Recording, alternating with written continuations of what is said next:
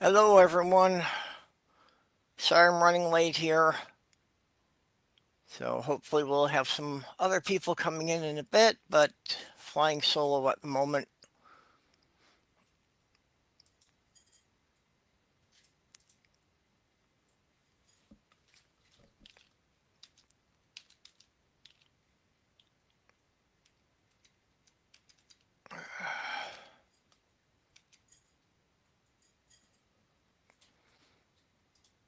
Uh,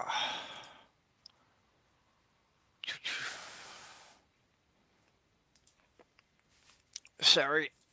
Um, just a lot of things going on right now, and honestly, when I got up, I forgot it was Tuesday. So, just having trouble keeping my days straight.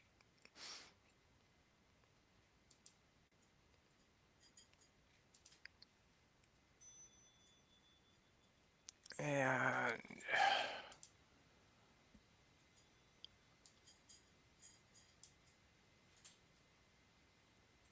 okay. I think we're set. I have everything running. Does everybody hear me okay? Oh, hey, Silver, Critical, you want to step in and chat with me for a bit?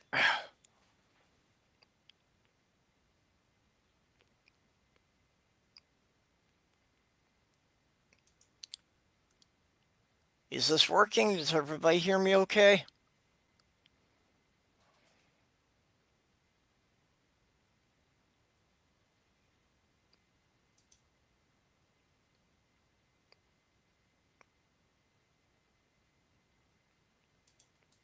Hello?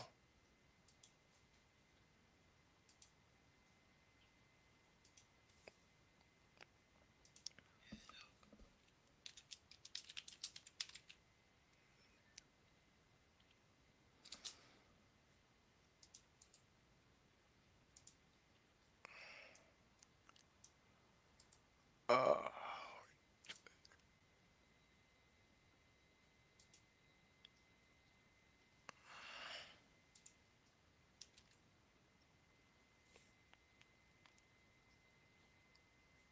uh, yeah, Doc, sure. If you're here, um, I don't know if you got a group link yet, or let me, I can send you a link.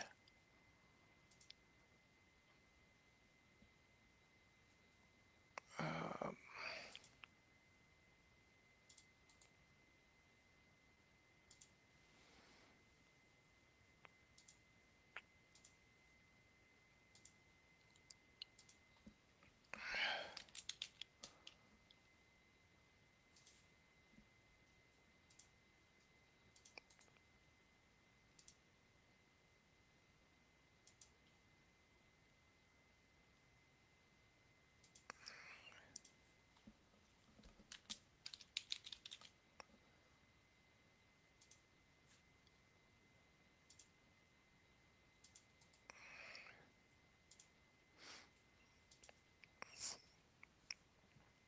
ah,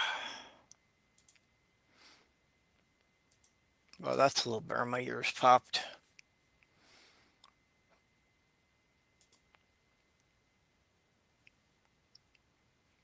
Okay.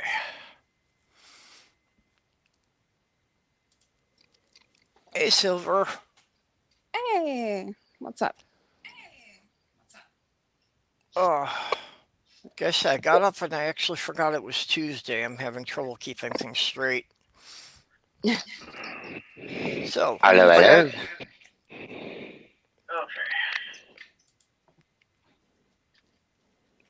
What's up, Doc? as we can see, Streamlabs actually is listening to people and added a feature for avatars now. Oh, I know. Yep, I I have saw to. that. I'm so excited. I got an email about it. I was like, woohoo.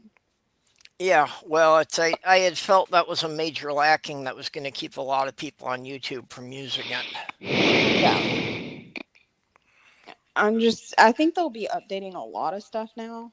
I'm just worried about how bad the site's going to start getting now that it's got so much traffic on it and it's not quite ready. You know what I mean? Well, what I'm more concerned about is the way it reads about the free version. It pretty Hmm. much says that the free version is unlimited for now. Yeah, So basically, they're saying that it's unlimited until they start getting popular, and then they're going to start limiting how much you can use it each month. right. Yeah. It's pretty much just like, well, until we say so, you know. You never know what day. Just whenever we feel like it, you're Yeah, fucked. yeah, the vagueness of it really bothers me. Yeah, same here. Well, I think because they know that right now, with like them fucking over the shit with Hangouts, uh, StreamYard seems to be the number one go to, at least at this point, that I'm seeing people use on YouTube. Yeah, well, that's basically right now it's because it's free and easy to use. Hmm. That's what everybody said. Like, You know, if so. I've heard a lot of people grumble about different features of it and that, so Yeah, that's if they everybody start has putting their limits on it complaints. or if they start charging everybody, and mostly the thing is that it's a subscription service, so it's not like it's something you can buy. It's something that you're going to have Right. to keep paying every month into eternity. Exactly. And that's very they need to change that too, honestly, if they want to last in like this type of market because that's a really big turnoff. Even for somebody like me that like, you know, I was looking at possibly doing a subscription whenever the fuck my health decides to stop being wacky. Yeah, But anyway, I was looking at possibly doing that, but the only problem is like you said, the way that they run it, it's every single month. It's not like you can just pre-subscribe for like 6 months to a year and save um, money that way. Like, actually, they do have oh, a pricing to pay for it for a year. okay. I will look But at that. But they need to it's a matter of the cost of it, and for me, yeah. that That's if I another have to pay thing. a subscription It's a for each of the lot. different programs and services I'm using, it adds up pretty quick. Oh yeah. Well, I mean, that's the other thing about StreamYard. Like, even if you look into it for subscription, it's a lot. Like, it's Yeah, not cheap. I mean, fuck sakes, my Netflix is cheaper than that. And yeah, I I think have it's like so many. $25 a month. Yeah, it is for the cheapest one. And I mean, I have so many. I can't remember how many devices it is, but I have so many devices on my Netflix account that I gave it out to my friends that don't have money so that they can fucking use my Netflix. Yeah, well, that's like Sloth Girl and I split an account. Yeah. So, Doc, how's it going for you? I don't know. Same old, I guess. Except Same now old, you same have a old. car. Yeah, So, that is at least you're extremely not, awesome. yeah, at least you can get back and forth to where you need to go and you're not spending so much time walking to work. Yeah, 90-minute walk is that's not fun. No, it isn't. Yeah, well, just wastes a lot of time and you must have been worn out a lot. Well, I mean, I only worked or walked the one day actually, Oh, that's good. but it was during that heat wave, and Oh, I pretty much swam half the way in my own sweat. yeah. Yeah, sounds nasty. But Yeah, my shirt was completely drenched. I know what I you mean. mean, like washing off my body and shit. Yep, I know That's what when you you start mean. I wanting to lived change in clothes. Minnesota for, over 25 years, so pretty much the same weather-wise. That in the winter you're freezing your ass off, and in the summer it's just Yeah, can get in the triple digits for at least a week or two. Oh Oh, yeah. in Iowa, that's during one day. It'll be freezing in the morning and just burning hot the rest of the day. Oh yeah. That's how it gets here during the summer. During the summer, Jesus Christ, during the winter. My neck of the woods is notorious for it. We don't. It doesn't freeze constantly. Like it gets cold, but nothing like if Yeah, it snows or anything like that. It doesn't stick to the ground because it warms up during the day. So like Christmas Day last year, when I woke up, it was literally freezing outside. Like it was 19 or 27 degrees, something like that.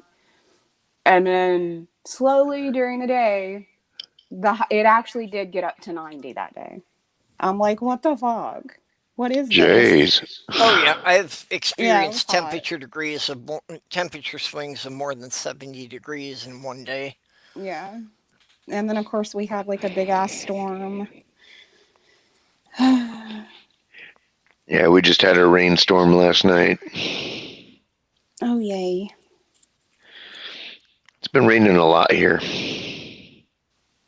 It's been raining on and off, kind of. We haven't had much rain this week, actually, now that I think about it. Oh, hey Dave. What the Hello. smeg? I'm on my own. Um, Dave, what's up? How are hello. you doing? Oh, I'm all right. Crappy day, but feeling better now. Well, good that you're feeling better. Not that you were having a bad day. It is. I just went and stood in the shower for 3/4 of an hour. Yeah, that sounds like what I need to do. Although I would just stay in there for an hour. I often do stay in the shower for like an hour. I'm just like, oh, hot water. I feel so good. I'm just gonna sit here.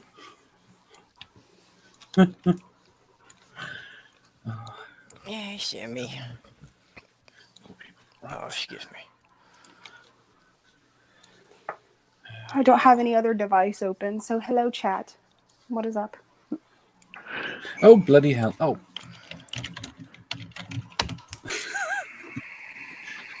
hello. Hello. Oh, hi Orla. I'm looking Hey, at the Orla. freaking Yeah, camera. Matt Fig says he's listening but driving. I think he said. Oh my goodness. Oh, I just got up not that long ago. I've been watching weird, very weird movies on Amazon. Oh, what Like, have you been watching? um, what was I watching before I got on here? I haven't finished it yet.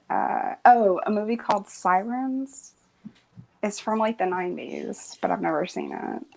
And then I watched Preaching to the Perverted, which I saw that when I was a little kid. It's like a British. It's a really weird show. You gotta watch it. It's hilarious.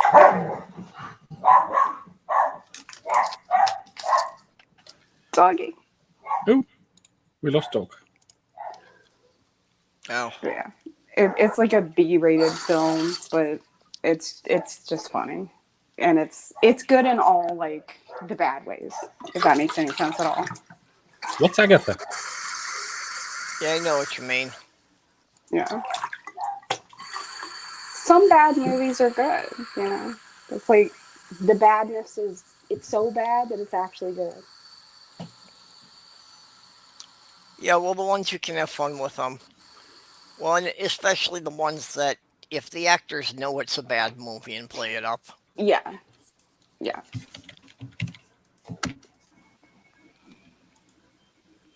Oh, I can't Well, it remember what would be a the. horror. What's up, Oracle? Burr, burr, burr. Where is my thingamajiggy? What's that? I'm trying to find my. Oh, it's still dead because I didn't put it on the charger. Shit. I was trying to find my tablet and then I found it and I was like, oh, Uh, it's dead. It's a very dead tablet. yeah, I'm a little discombobulated. Hey, Doc. Hello. yeah, I really, pretty much had just woke up myself and wasn't really moving yet and realized, oh yeah, it's Tuesday. Yeah, I lose track of my days pretty easily, and it gets annoying. I really need to make myself a schedule and stick to it. Yeah. The only Oh, problem is I've when you never end up. been good with schedules.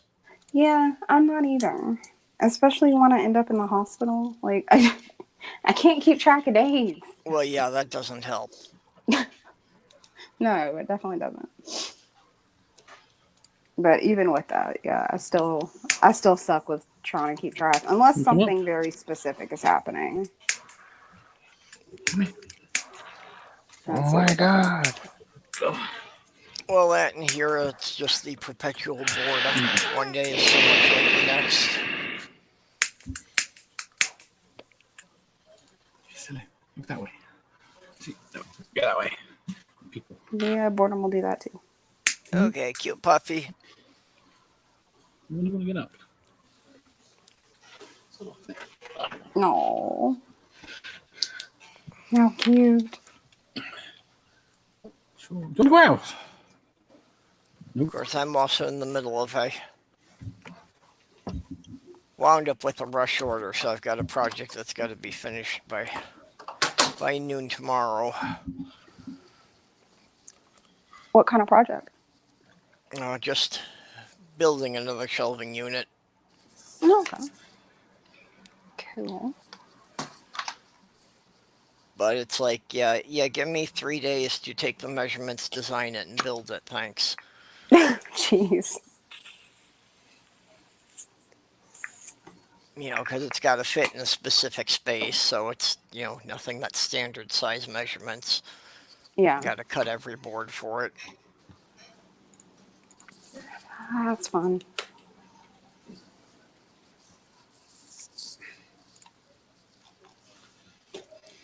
Oh, I have the fun pleasure of another funeral tomorrow. what's that? I have my aunt's funeral tomorrow. Oh, sorry. No, that's okay. I haven't seen her in 20 years. Feel a bit weird going, to be honest. Yeah, Yeah, I know what you mean there. I hate when that happens. I already told everybody in my family, like, if you die, I'm not coming to your funeral. I love you, but I'm done. Like, I'm done with funerals. We're done. I've told my family I don't do funerals, but it keeps coming up and they keep saying, we know you don't do funerals, but this is a special case. Special case. It's like, and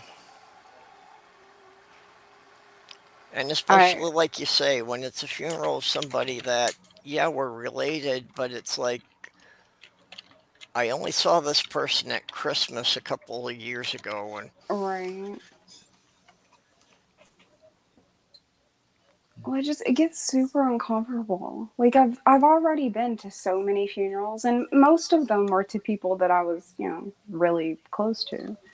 But and then like even more of them to people that I wasn't close to, and it just starts getting overwhelming. Like, and it's just awkward. Like I have to stand there in a line and wait for everybody, all the guests to come by and like give their condolences, and I'm just like, yeah, yeah. And everybody's like, they're such a wonderful person and whatever. I don't know. I got disillusioned with funerals by the time I was like 20. So, yeah.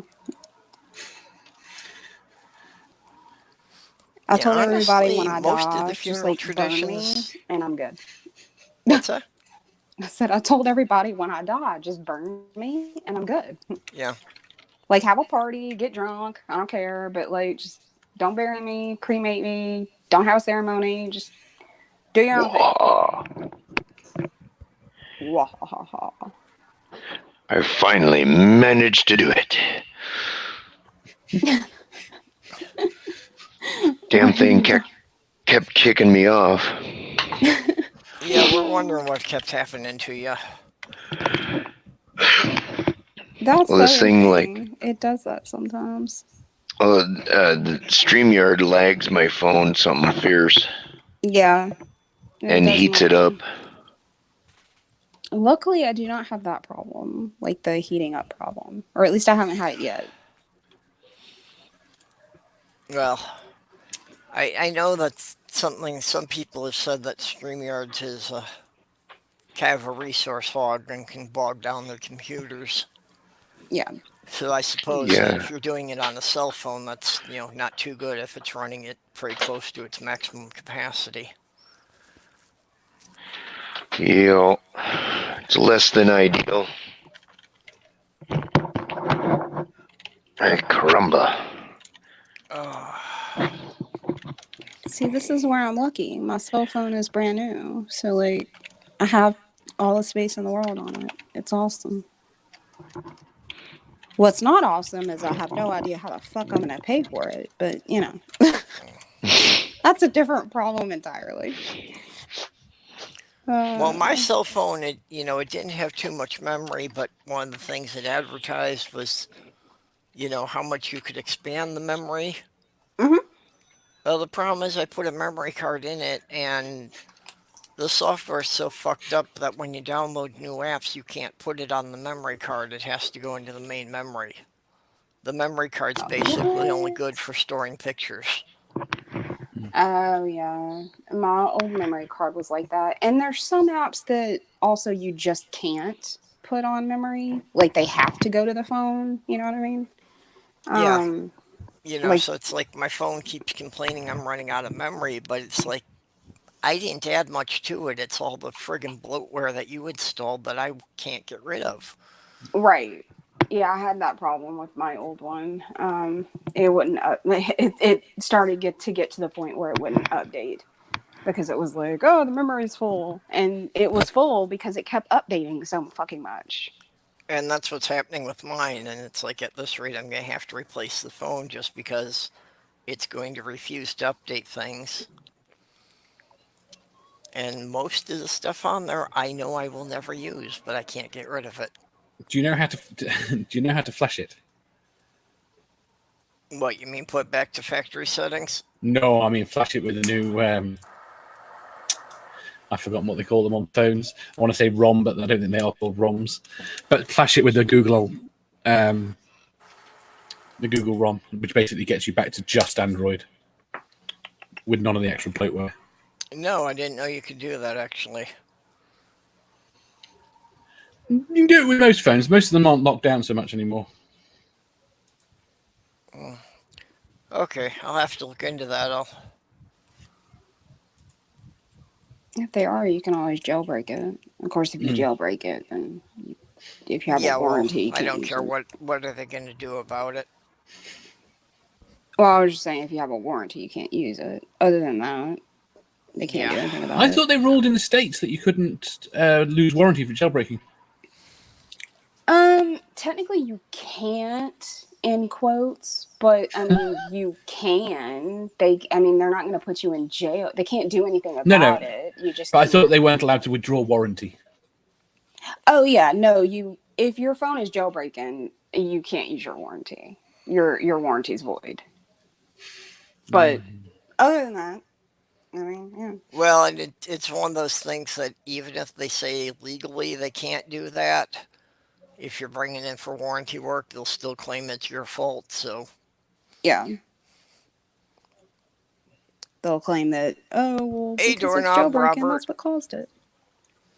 Doorknob, Robert, yo Hey, ho. Robert, everybody.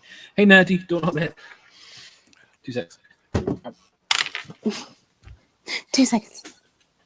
Oh, Nerdy's put out some interesting stuff this week. If you haven't checked Myself. his channel lately, Yeah, I haven't seen it yet, but I do have to watch it. I got yeah, a No, that's too notification. much. Go away. I watched a couple of his videos recently. yeah. When I get further along with my novel, I'm gonna need to get him to design some spaceships for me.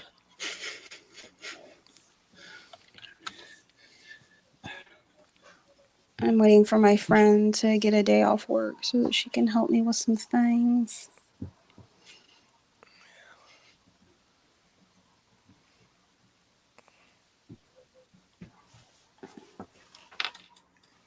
I'd ask what, but it's doorknob head, so I probably don't want the answer.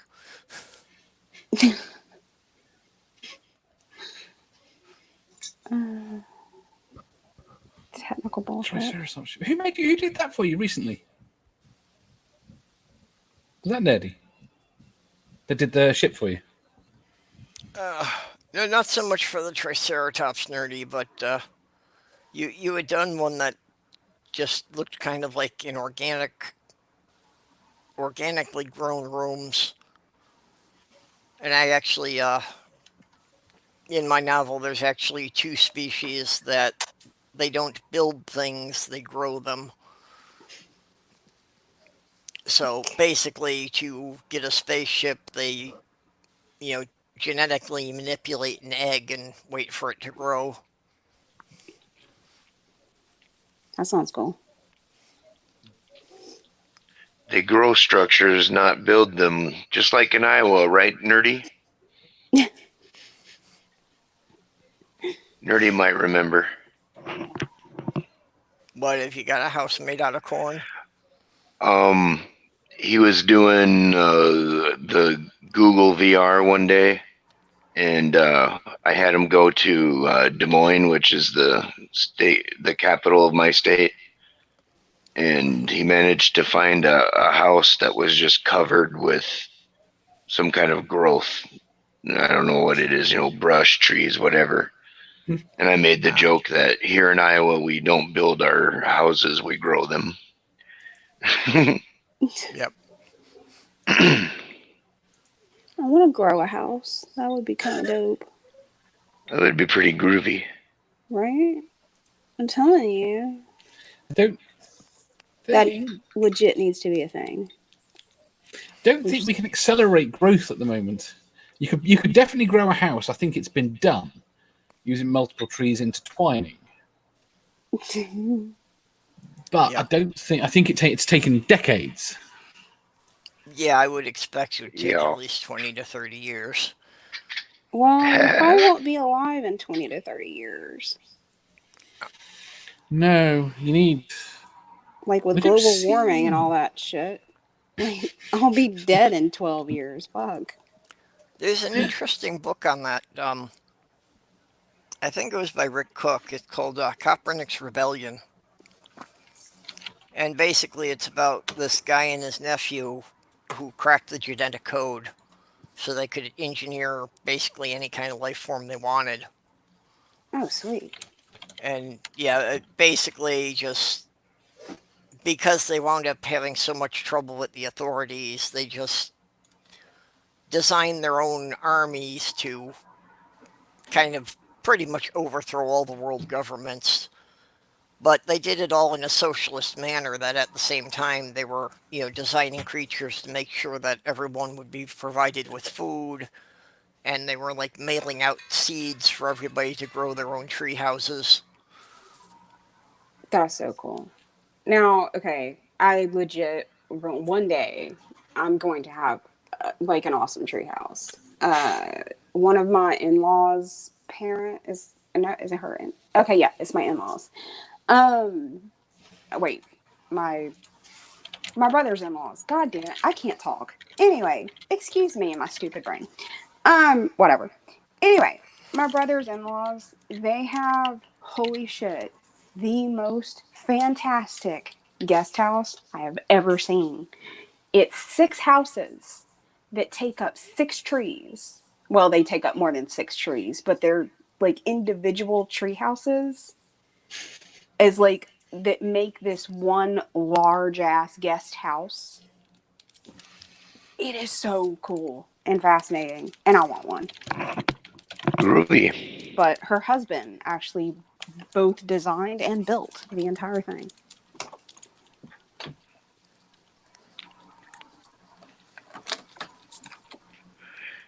See, what we need to do is develop nanotech. Yep. We already have nanotech. Well, we need advanced nanotech that can basically grow a house, but it'll be out of inorganic materials, rock and metal.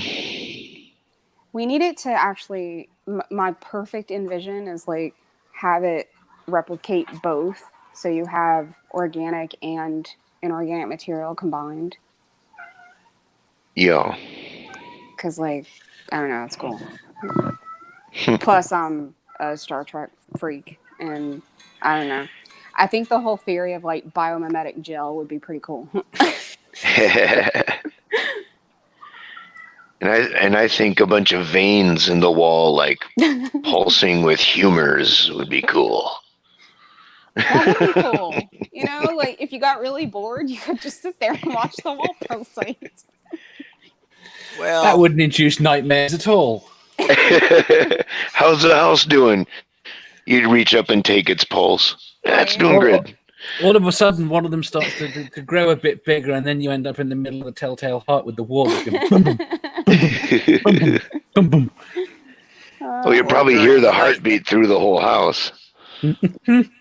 or during the night, the door grows over and you can't go out. Oh Shay. God, no. There's all sorts of nightmare scenarios for that. And then, of course, you have the problems of what if your house gets sick, or if it's organic, what if it gets parasites? So, yeah, I think that the organic angle could have some serious problems. But once again, if you're using nanotech, then you can maintain a nanotech immune system. Yeah, that would certainly have to be a big part of it. Seek out and destroy any infestation. Such as humans. And then I was just going to say, and then it decides humans are an infestation. I think it would Right. have to be made out of human DNA, so it was compatible. Well, you know, So it was close enough. That could work too. nanotech was Okay. actually one of several cures and that they're researching for cancer, and also Alzheimer's. But the theory, I watched a documentary on it ages ago.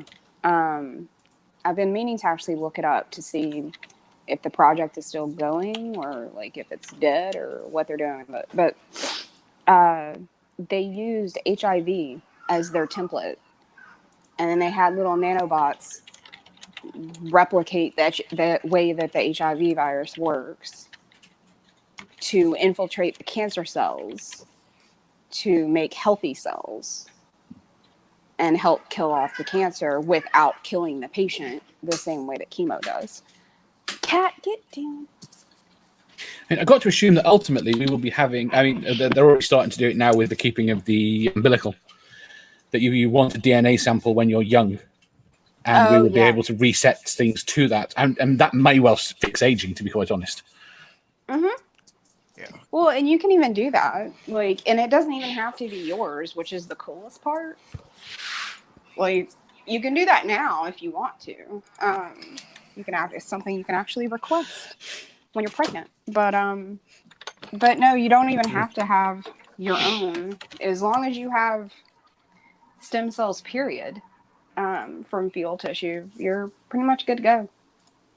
Because I mean, it's the body's way of making anything. All you have to do is introduce it to cells that are.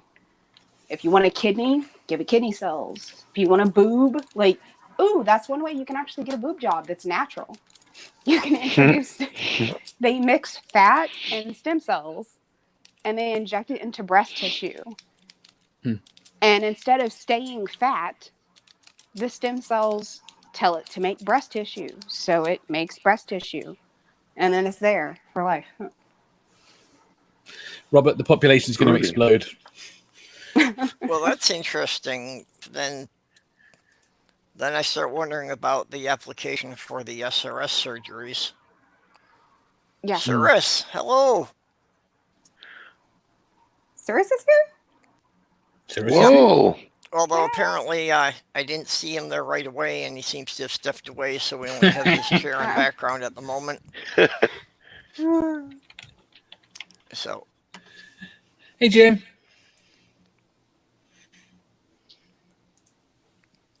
hi, Jim. Suris in the house. Hiya, Jim. Jim, what's up, huh? Did you want to step in here, Jim? I don't think I sent you a link yet. We still have room for one more.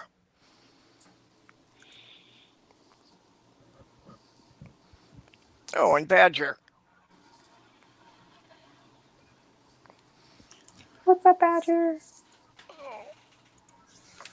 Ooh, hello, Badger. Hello, Badger. My tablet needs to work. Is it undead yet? Okay, Suris. Well, it's open for you whenever you get back.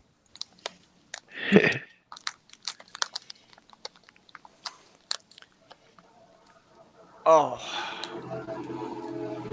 That sounds like Dave.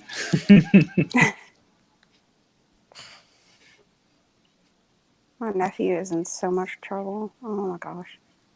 What's he done? Well, he already got in trouble, so he's okay. But he ripped my screen protector that's on my tablet. And I was like, dude, why? But beyond that, he wanted to send his mother $10,000. So he got into my tablet because I gave it to him so that he could call his parents. And that was my fault. I stepped away and I should have done that. But yeah, he opened my freaking Apple Pay and set it up, which, by the way, I had never done. I specifically didn't set it up on purpose. And then he attempted to send his mommy $10,000. I'm like, what in the hell did you just do? Like, I What literally the had an devil? aneurysm. I'm like, do not touch that button ever again. I'm like, have you any idea how much $10,000 is? I don't even have $10,000, dude. Like, you're killing me. He's like, How but old my is he? mommy needs money. He's 5. Egads. I know. yeah. So he Well, understands the tech, but he doesn't really understand money yet. no, not at all. Well, my niece, when she was 3, she hacked her father's. Well, I say hacked, but it really was a hacking. Her dad is an IT person, and he had like all the parental controls and everything on every device they own. When she was 3, she somehow got past every single parental control plus an encryption and his password, and she Jeez. bought $400 in apps and games on his computer. It was crazy. And she was 3. Crikey. You should see her now. She just turned 7 back in May. And oh my god. I mean, like, if I ever need help with like tech shit, I can literally just hand it to the 7-year-old. Like, I'm not kidding. Like, if something like breaks or if I don't know what to do with it, I'm just like, hey, sweetheart, come here. And I'll just hand it to her. I'm like, make this work. And she fiddles around on it and she's like, okay, here you go. I'm like, damn, what'd you do? Yeah, I'm constantly lost with the software. I need some tech support. You and me both. Oh my god. I'm tech stupid. What's really weird is, I mean, it used to be my job. So I don't know, it's super strange going from 2 very different worlds. Like a world where I knew everything and now a world where I know nothing. And I'm just like, what the fuck is going on? Yeah, well, it's I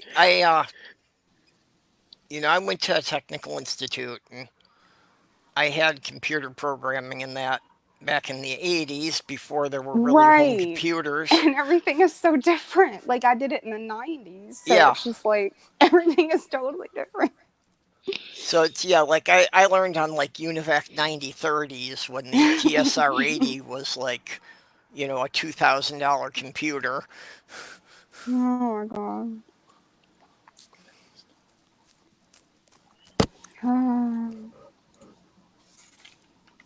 It's funny, but at the same time, it's just like, why? Yeah, Well, math thinks right. Sura should technology. have put up the plushie. Hmm. Yes, I love the plushie. Oh, good. I have chat open. Yay.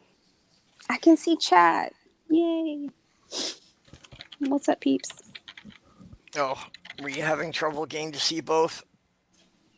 No, I remember I wasn't looking at chat before because I only had one device that I'm Yeah.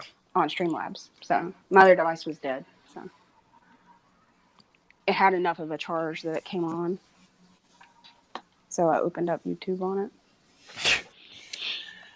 When I was 6, I managed to wipe my father's entire network. Oh my god. I bet your father Considering was he's not computer happy. illiterate, it wasn't. They had no clue what they were doing, and I thought I had a clue what I was doing. Apparently not. Oh my gosh. Yeah, I remember when I got my Commodore 64 with the tape drive in the early 80s. Commodore 64 was my first computer. Yep. And I was telling people that by the time my kids were in college that computers would be as common as TV sets, and everybody laughed at me. I remember having to have rows to get a sound card. Why would you want a sound card? Jim says all the cool kids in school had beepers. See, in my school, if you had a pager, you were a drug dealer, and everybody knew it. Like I legit, I had a pager for all of 2.5 weeks. That's long. What were you selling? Nothing. But yeah, so like anytime I was in school and like I wanted to party, all I had to do was look for who had a pager. That's it. It's very small. Like it was. Why did you need to do a course in word processing? Badger. Badger, what are you doing? I did a specific course in word processing.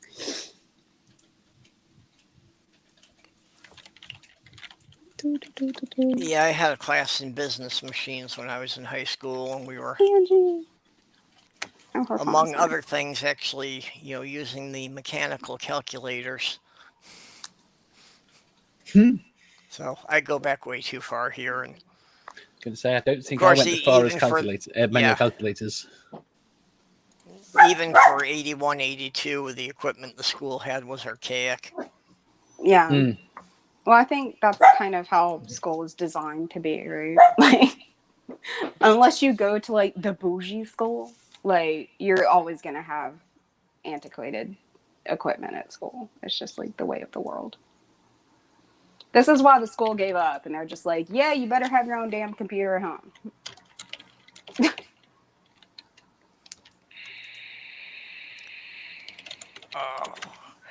Which I feel bad for people because I'm just like, what if a family is like fucking homeless? Like, what do you expect them to do? Yeah. How the hell are they supposed to do their homework? I don't understand this weirdness. I mean, at least like make sure every school at least has like several computers in the library. Yeah, but again, it's a problem that the people who run the things, people running the schools, don't actually get the concept of the people who are struggling just to have food. Yeah, this is very true. Well, this is why I can't stand our system in so many ways.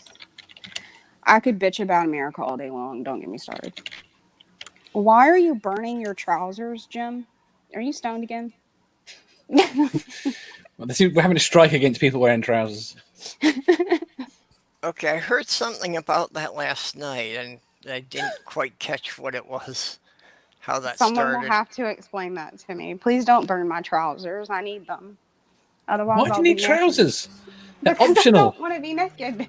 Wait, hold on. Why would you need trousers if you're without a camera? Seems like Why the would you- trousers are the most optional thing possible at that point. Why would you need trousers if you've got a camera? Okay, just because I'm not on camera doesn't We only mean see I you from the don't waist up. have to deal with people. Like, and I would rather have pants for that to happen. Yeah. Well, there are the occasions where we have to actually step outside, and Exactly. Wait, what is What is this outside you speak of? outside? I'm largely unaware. I mean, I know that they're currently finally cutting down the tree outside our house, but like I'm not I'm not entirely certain what outside is past that. I know that trees exist there, and they tried to kill me. But can you give me some other information about this magical outside place that makes it sound at least remotely appealing? Because last time I checked, it tried to kill me. You know It's that where all the transparent crazy people TV are. on the wall? You know? A transparent TV on the. Actually, I don't, because there's where the first transparent TV was. And if you look at the vinyl there, the other transparent TV was there. I don't have any of those transparent TVs.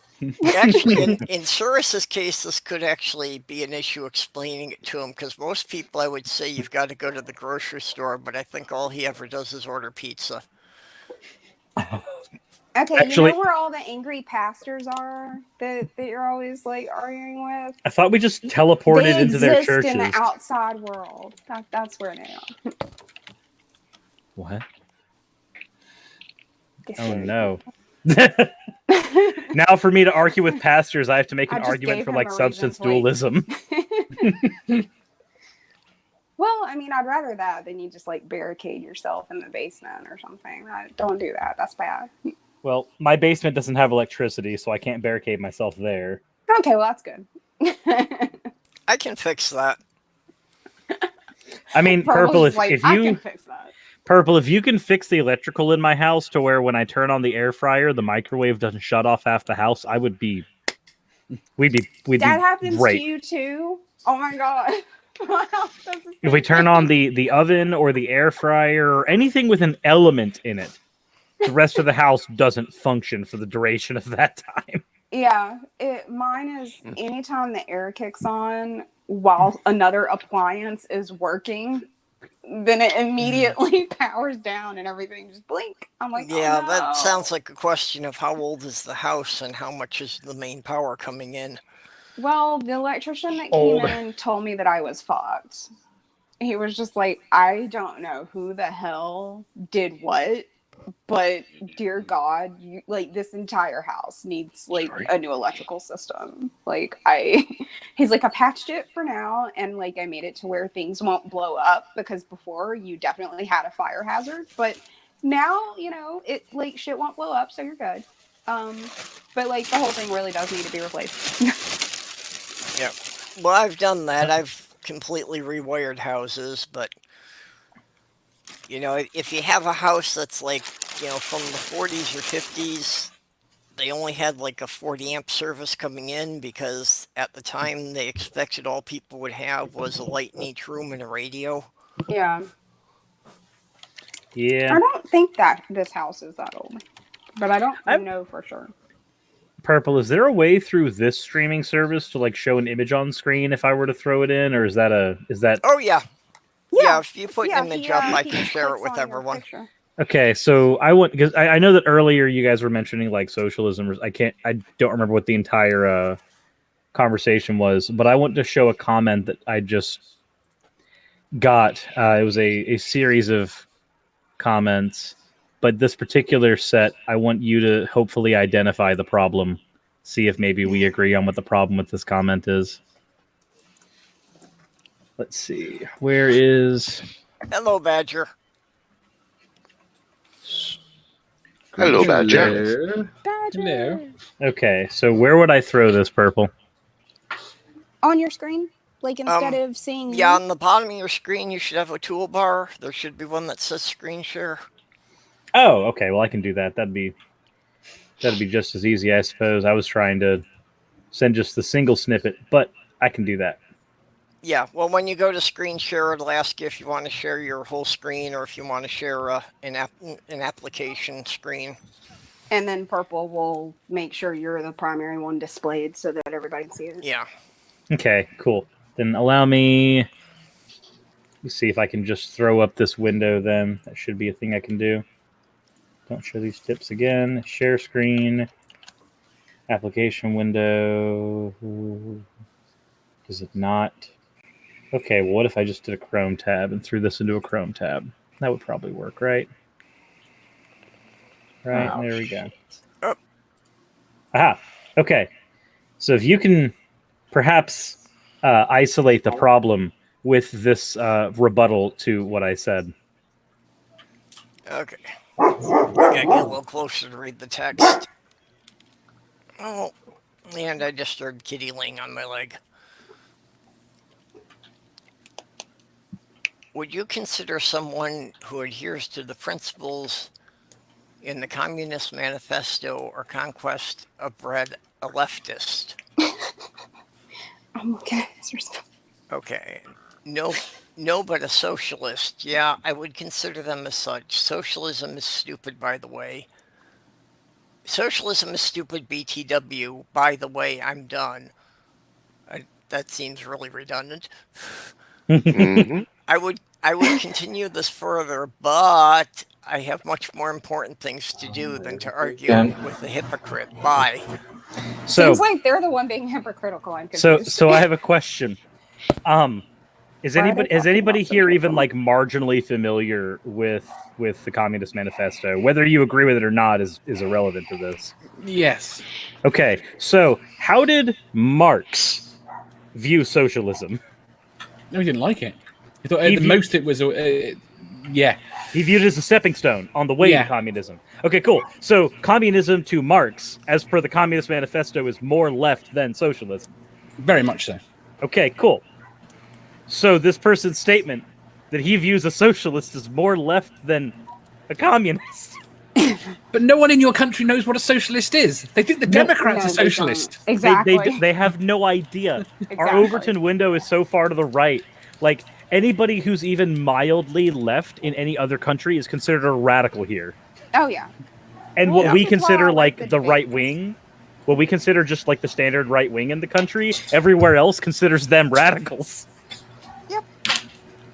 Yeah, and people don't get the idea of how many things we have that are already socialized, and it's like, Welfare, social security, Right. the education Except when you system in point it grades 1 out, through 12. Well, they just go, "Oh, I hate that thing too."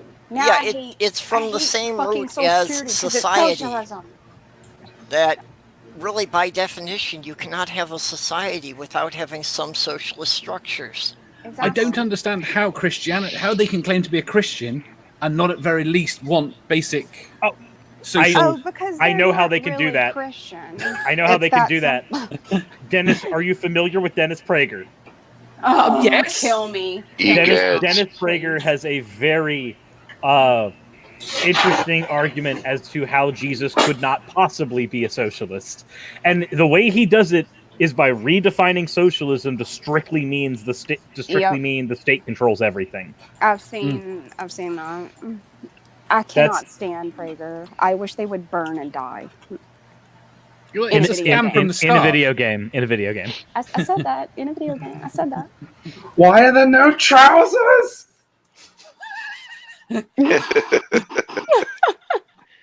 Well, I'm still in my pajamas, to be honest. Okay, my trousers have been broken at this point for 2 days, and I haven't found a single pair of adequate trousers to cover my leggies. And in 2 days you can't use Amazon?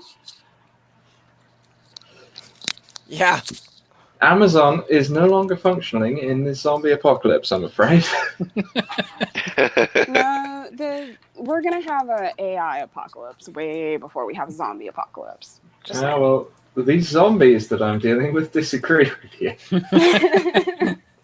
Find a demon that robots can are deliver. going to kill us all very soon. But I just hope they kill like the. Never mind.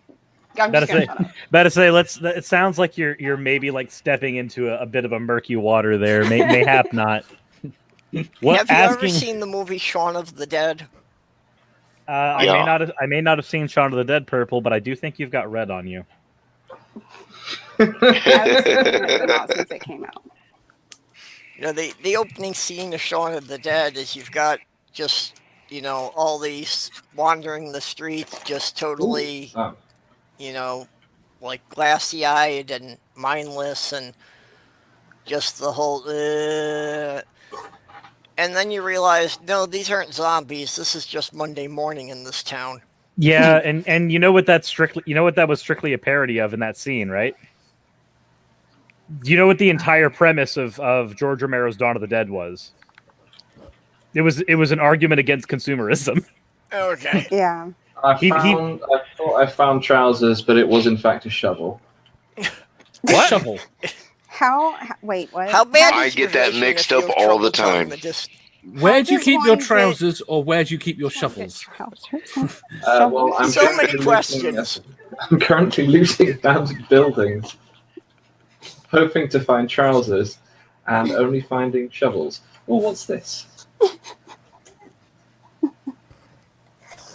Oh, Interesting. tracksuit pants with holes in. That's no good. Okay, Badger, Orla has offered to come over there and teach you how to sew. So then I you could have a sewing trousers. kit. I have 2 sewing kits in my bag and no trousers to sew. Well, since you don't have trousers, you know that argument we've been wanting to have about Star Wars for a year? We're here. Oh, well, I was thinking of a discussion, but if you want to frame it as an argument, then what can we disagree on Star Wars? Is the new film good? I don't know. Is anybody going to defend the position that they like Jar Jar? If somebody What? defends that position, I'm willing to just disown them. Well, no, Okay, I'm not why- planning to defend that decision. Okay, I won't defend Jar Jar, but I will ask, what is with the supreme hatred? Like, why can't you just dislike Jar Jar? Like, Because- what is with supreme hatred? That's a good question. Because Jar Jar I'm stands. Jar Jar neutral. Okay, well, here's the reason why there's supreme hatred for him. What's the reason you bring Jar Jar into a film like Star Wars? You bring him in for comic relief. Yeah. Okay, cool. Now, Jar Jar could be seen as necessary for comic relief in a film that did not have comic relief. However, I would like to introduce you to 2 characters that have existed in practically every Star Wars film Right. that have existed as comic relief while also being important to the plot. C-3PO and R2-D2 Right. that both happen to be in this movie. So his position is superfluous. There's nothing that Jar Jar adds to the plot that could not have been brought in any other way. There literally could have been the Gungans subplot in Star Wars Episode 1, completely unnecessary. You don't even need them for the Battle of Naboo. You don't. The Battle of I Naboo agree can with function that. without that. So we have a character who's not important to the plot, who serves in a subcategory that other better written characters already serve in, and you can tell that they realized Jar Jar was a mistake when the best improvement that Episode 2 and 3 made was slowly writing Jar Jar out of the events. Yeah. Why can I not move? Have these trousers become glued to the floor? Oh dear God. I will mail you some pants, okay? Anyway, so here's the thing with oh dear. Here's the thing with Jar Jar. He's silly, and he's too silly for the tone of the rest of the film. I do He's- agree. He did not need to. He did not need to. Oh, Mr. Jar Jar Binks. He didn't need to be. Didn't need voice. It's a film about intergalactic political scandal. Right. Why do you need him there? Oh, additionally, with Jar Jar, I will give Jar Jar one thing, which is being able to imitate Jar Jar Binks' voice is why I can now sing notes that are higher than I would have otherwise been able to sing. Because Hey, as there my you go. voice developed, I was able to keep it making those higher notes because I could do a Jar Jar voice. That is Jar Jar's one redeeming feature for me. Awesome. But I I think mean, I do agree that he's pointless. I mean, he is a pointless character. He's not necessary in any capacity. I just don't. I don't care. Like, I don't hate him and I don't love him. I just don't care. Well, and I think How- it wouldn't have been so bad if they didn't try to wedge him into every single scene of the movie. yeah, I'll agree there. He does get annoying. Like, it's like, okay, I get it. Shut up. Like, Episode 1 is already the second most poorly paced Star Wars film of the bunch. So Jar Jar does not help that. Now, me and Badger Well, might Jar actually Jar doesn't help disagree anything. on what is the most poorly paced Star Wars film of the bunch. Well, the most poorly paced one. Yes, the most Let's go poorly with- paced one where the editing alone can be blamed for half of the problems in the movie. Let me see. Because I know my pick. I want to hear Pacing. your pick. Pacing, just pacing based, I might go with. I think it would have to be one of the prequels, Mm-hmm. and I think it would probably be. It might be Attack of the Clones. I think we're in agreement then, because Attack of the Clones is my pick. Attack of the Clones just changes its tone so many times in the movie, and every scene is inconsistently long. Certain action sequences will just cut out halfway and randomly go to calm areas. Which, oh, by the way, when Steven Spielberg was viewing the first cut of Star Wars Episode 4, that was the criticism that he gave Lucas, was that he was intercutting too many times, and he didn't want him to intercut so much because it ruined the pacing of the film. And then, of course, when Lucas had the reins, he just fucking did it again. Well, the problem with it. Anyway, the problem with it, you see, is that you're there in the middle of an epic battle scene. You've got clones on one side, clones surrounding the Jedi, all trying to protect them from the massive droid army. Then they evacuate that area, go to another area, to even bigger, already going battle. Then you cut, and Count Dooku's just having a nice, calm conversation with Poggle about the Death Star plans. Then you cut back to a battle, and then you cut away to, I don't like sand. Coarse and rough, and it gets everywhere. Yeah. I have to say I gave up on it after the second trilogy. I haven't seen the last three. They're actually very marginal improvements. I'm being perfectly honest. Right. Force That's Awakens, where I think we disagree. that the new films are improvements over the prequels? Yes. Okay. And so I will tell you why. Sure. Let's do this. We're here now. You First. four are now moderators. Oh dear. Oh no! Right, 1 second. I've just run into a room with a zombie in it. So here's the problem with the new film. But before I get to the problem, let me start with the good things. They are visually really nice. So are the prequels, though. Yeah, but the prequels, I thought they overdid the CGI, and it didn't blend.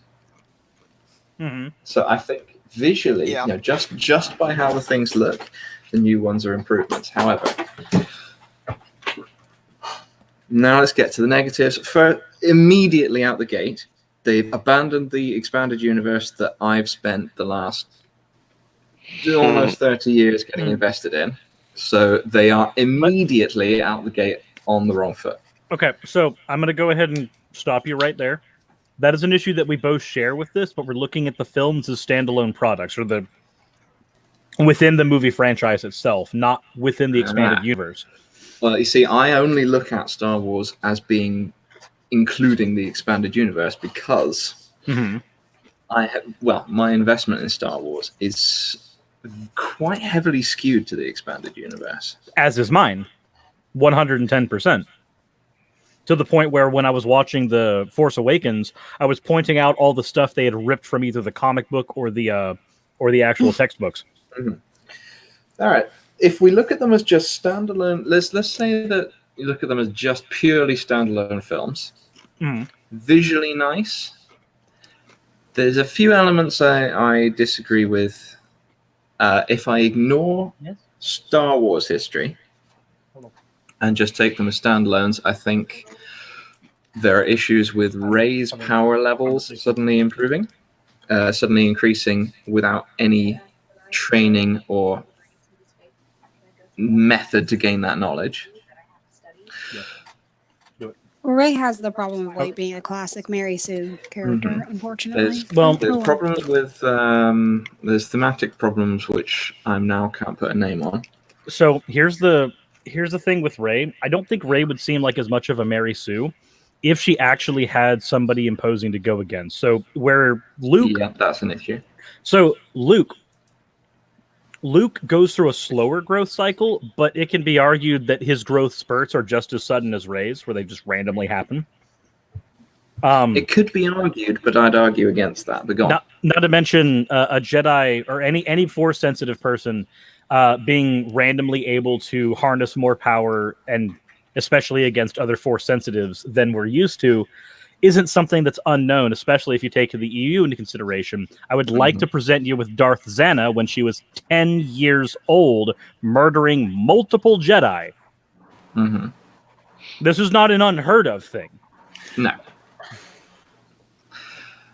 I'm not going to say that everything in the expanded universe is perfect and wonderful either. Well, see, even with the Darth Zana thing, though, I considered that a good thing. I didn't consider that a negative. The idea, this is a thing that both Star Wars and Harry Potter share within their mythos, is that the idea that one young person with an unstable mental state could potentially murder people with their powers is pretty well enforced in both mythos. Oh, yeah, I agree with you there. The thing is, that's not how Rey's presented. Rey's presented as essentially competent in all areas with very few flaws, which does not fit her I can't backstory. think of any flaws, really. Like, True. not that are there, not that are constant. She doesn't really have any. She's just like this gorgeous, wonderful, awesome person that, you know, taps into the Force. And now there is one little thing I want to say. There is one little addition I want to make to that comment, which is that none of my criticisms of the character should reflect on the actor. No, but if we're not going to bring the EU into this, then we're not going to bring the actors into this. Things that are outside of the purview of the films. I'm quite specifically saying I think Daisy Ridley did a good job with the script she was given.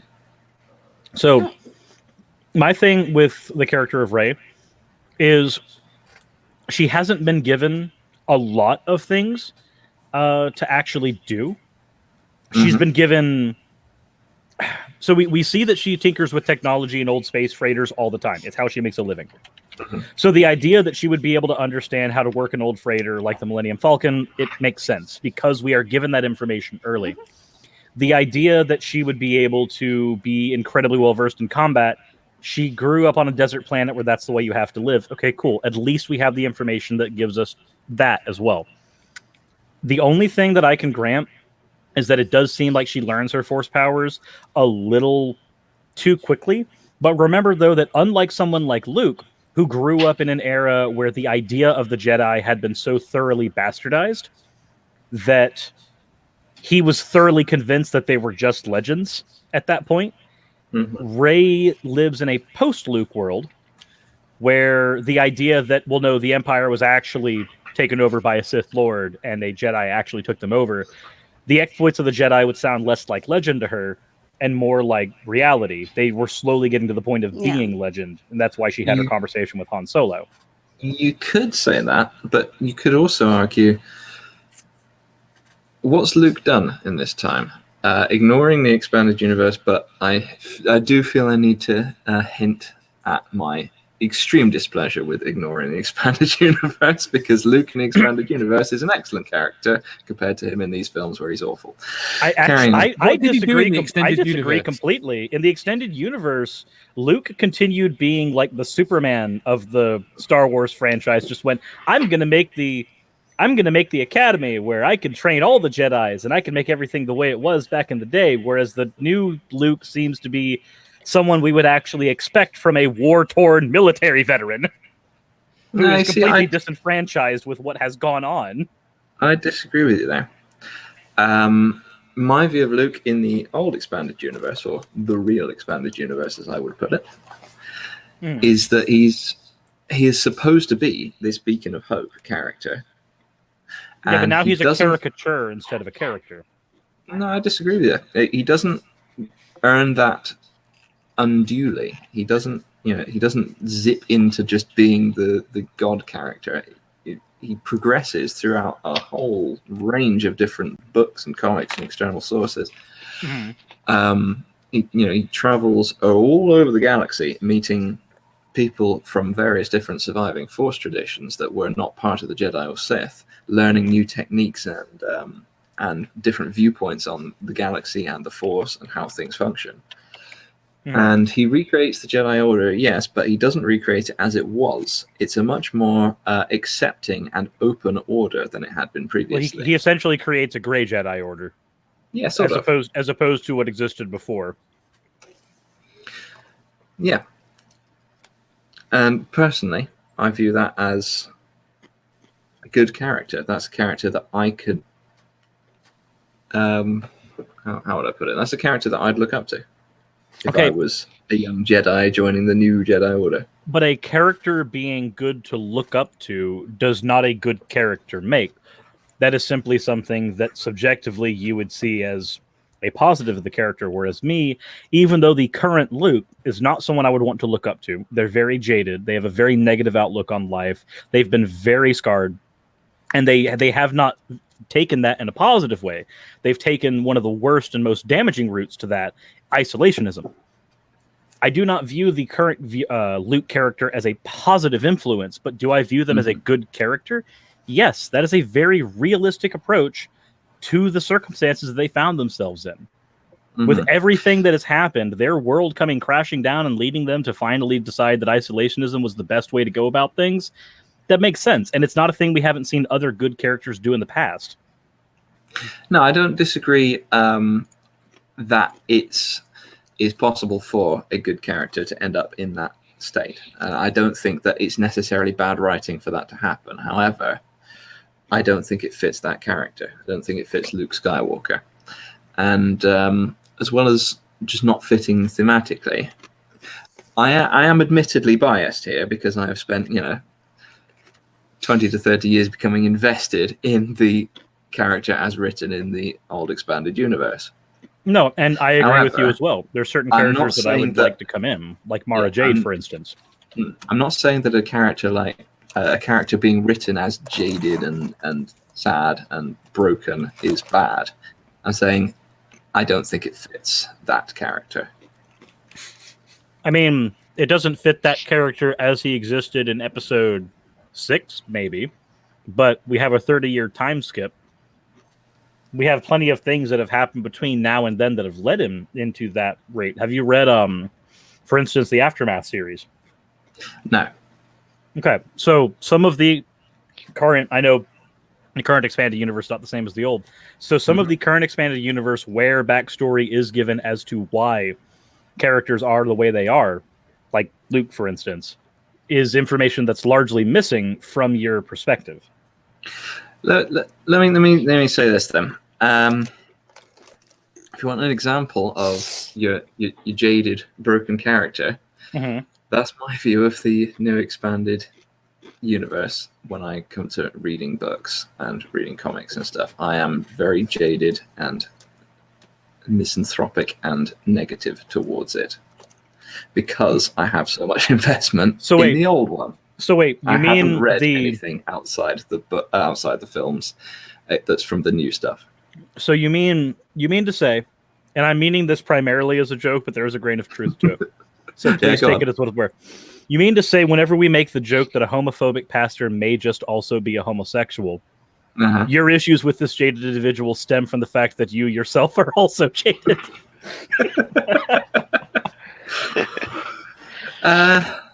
No.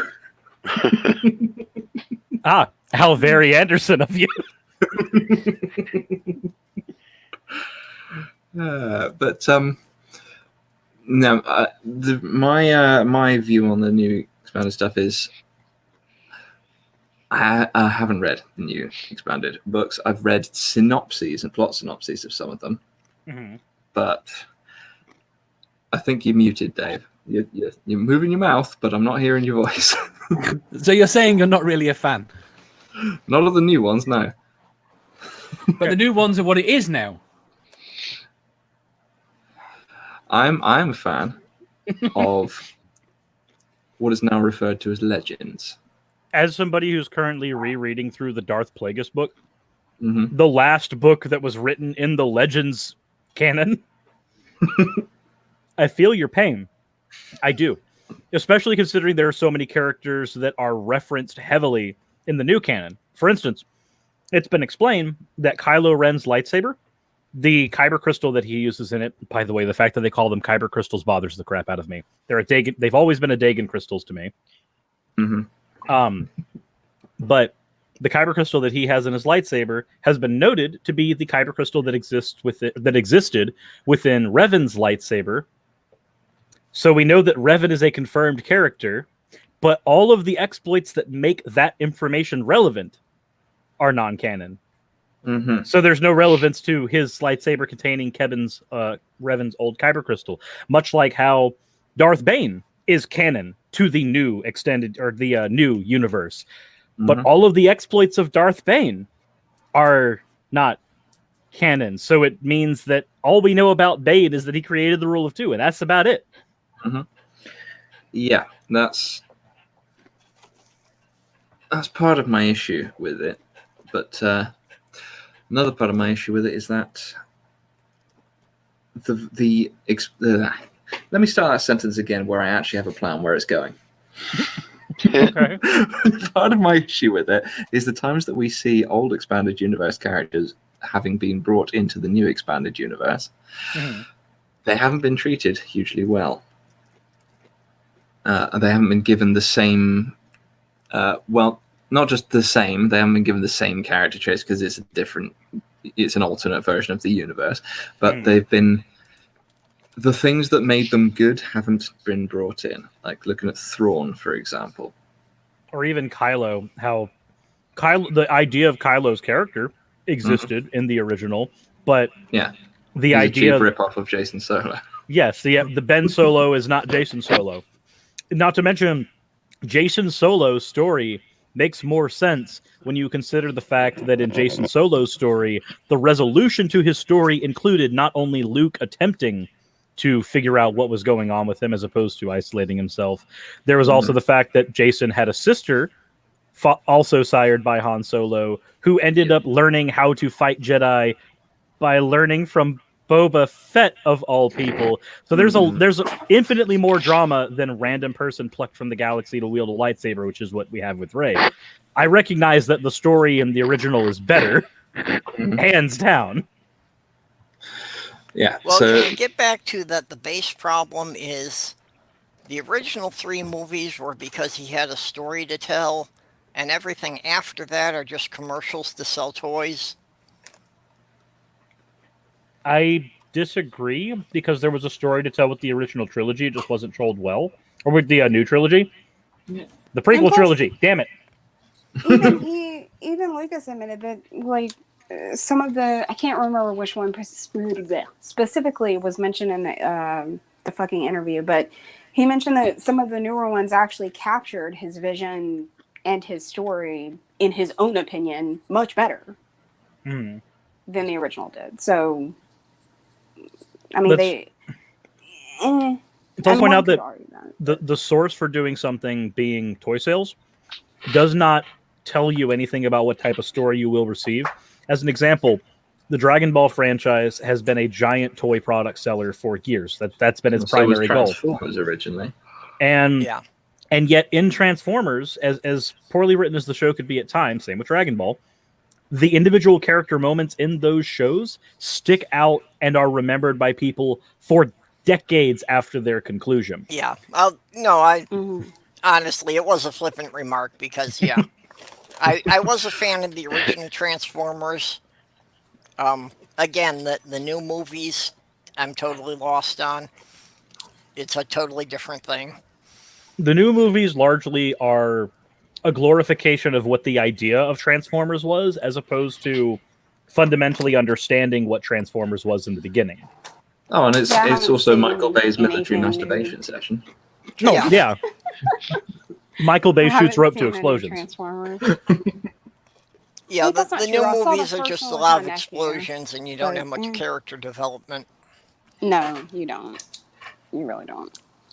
Like in the original Transformers, the idea that there's a property that took the Transformers mythos and did it very well.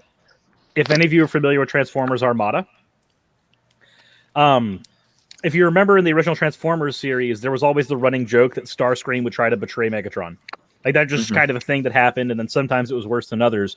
Whereas in Transformers Armada, they treated it more like a long-running soap opera where you would actually see over the course of like 12 episodes, Starscream's just innate fury at being second best to Megatron just slowly boil to the surface, to the point where when he betrayed Megatron, he would straight up like go and join and help out the Autobots for an entire season and no longer be a Decepticon for as long as it took him to just stick it into Megatron's nose. Like, the way that they ran with that franchise there was really good and really faithful to the ideas of the original, as opposed to Michael Bay, who said, giant robots means we can get explosions, right? Yeah. And I can shovel my military people in there as well. Yes.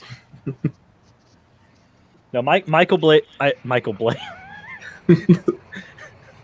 No, my running meme is going to be Michael Bay shoots rope to explosions. Mm-hmm. Now, see, I can see where Michael Bay's style may have lent itself well to doing a G.I. Joe movie. Mm-hmm. Yeah, because G.I. Joe already has those themes baked in.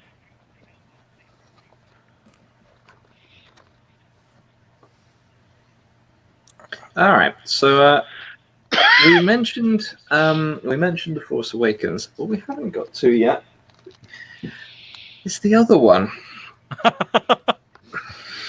So my position on The Last Jedi is that 2/3 of the movie are brilliant with one exception, and the other third of the movie doesn't really have a reason to exist.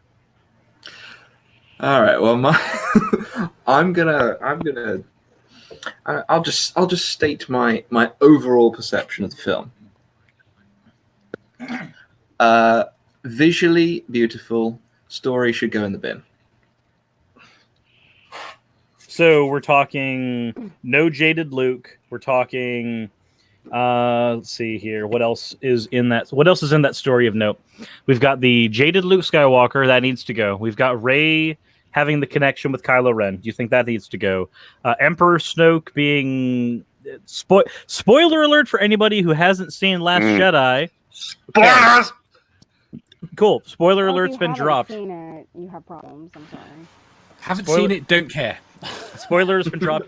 Emperor Snoke being taken care of before he gets a chance to do anything noteworthy needs to go away. He did one thing we haven't seen before in the films, which is he zapped lightning at the floor, which then came up. I mean, so that's again not terribly outside of things that people like Darth Bane had done before, because Bane was able to fire lightning and ricochet it off of anywhere he wanted to. But if we're taking the films as standalones, that's the first time we've seen a character do that. True. For taking the films as standalones, it is a new thing for the films, and I did like that, because that was a very. If there's one thing I needed Snoke to do. If there's one thing I needed Snoke to do, it was establish that he was a powerhouse that was not to be messed with. Because if there's one thing that Rey needs more than anything, I think there's one way that you could get Rey to break out of the Mary Sue mold. And that is to have her legitimately challenge. She's been ideologically challenged. She has. That's Kylo Ren has done that. Han Solo has done that. Yeah. There are multiple characters that have ideologically challenged her view of the world. However, she has not been physically tested in a show that is about glorification of combat. Yeah, she needs to feel like there's actually some risk to her at some point in the show. Yes, whereas Luke, when Luke fights Vader, he's outmatched and outclassed the first time. And he's told he's going to be outmatched and outclassed. Whereas there's never a point where Rey is outmatched by Kylo. She either gets to survive because of circumstance, or she's somehow able to match his power, which means that Rey, a largely self-taught person outside of her training with Luke, is stronger than somebody who has been taught by Snoke and Luke. There's no training she would have received from Luke that Kylo would not have also received. Also, if there's one thing that the movies really need to do at some point, is do something with the Knights of Ren concept.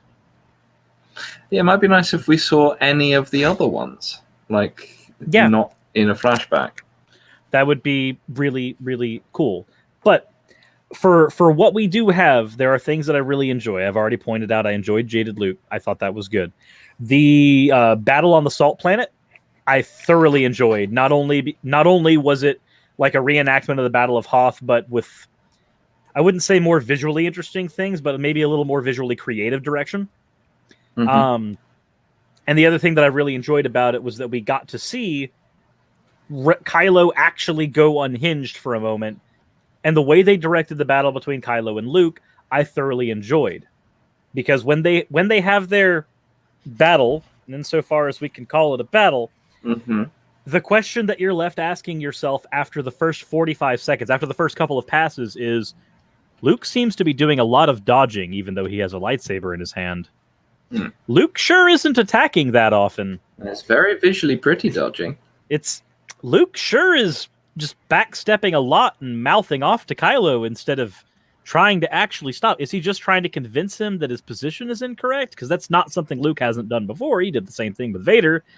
And then, of course, we get the moment where Kylo Ren stabs through Luke's chest and realizes that he was a projection the entire time. And I thought that was brilliant, because the idea of a force projection was something that we haven't gotten outside of the extended universe in a very long time.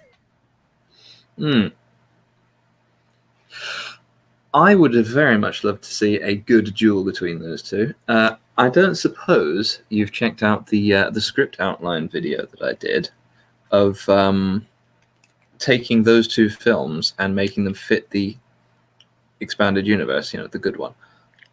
I have not yet, no. All right, I did this a little while ago. I'll send you a link later on. But remember, the good expanded universe has Jedi with katana.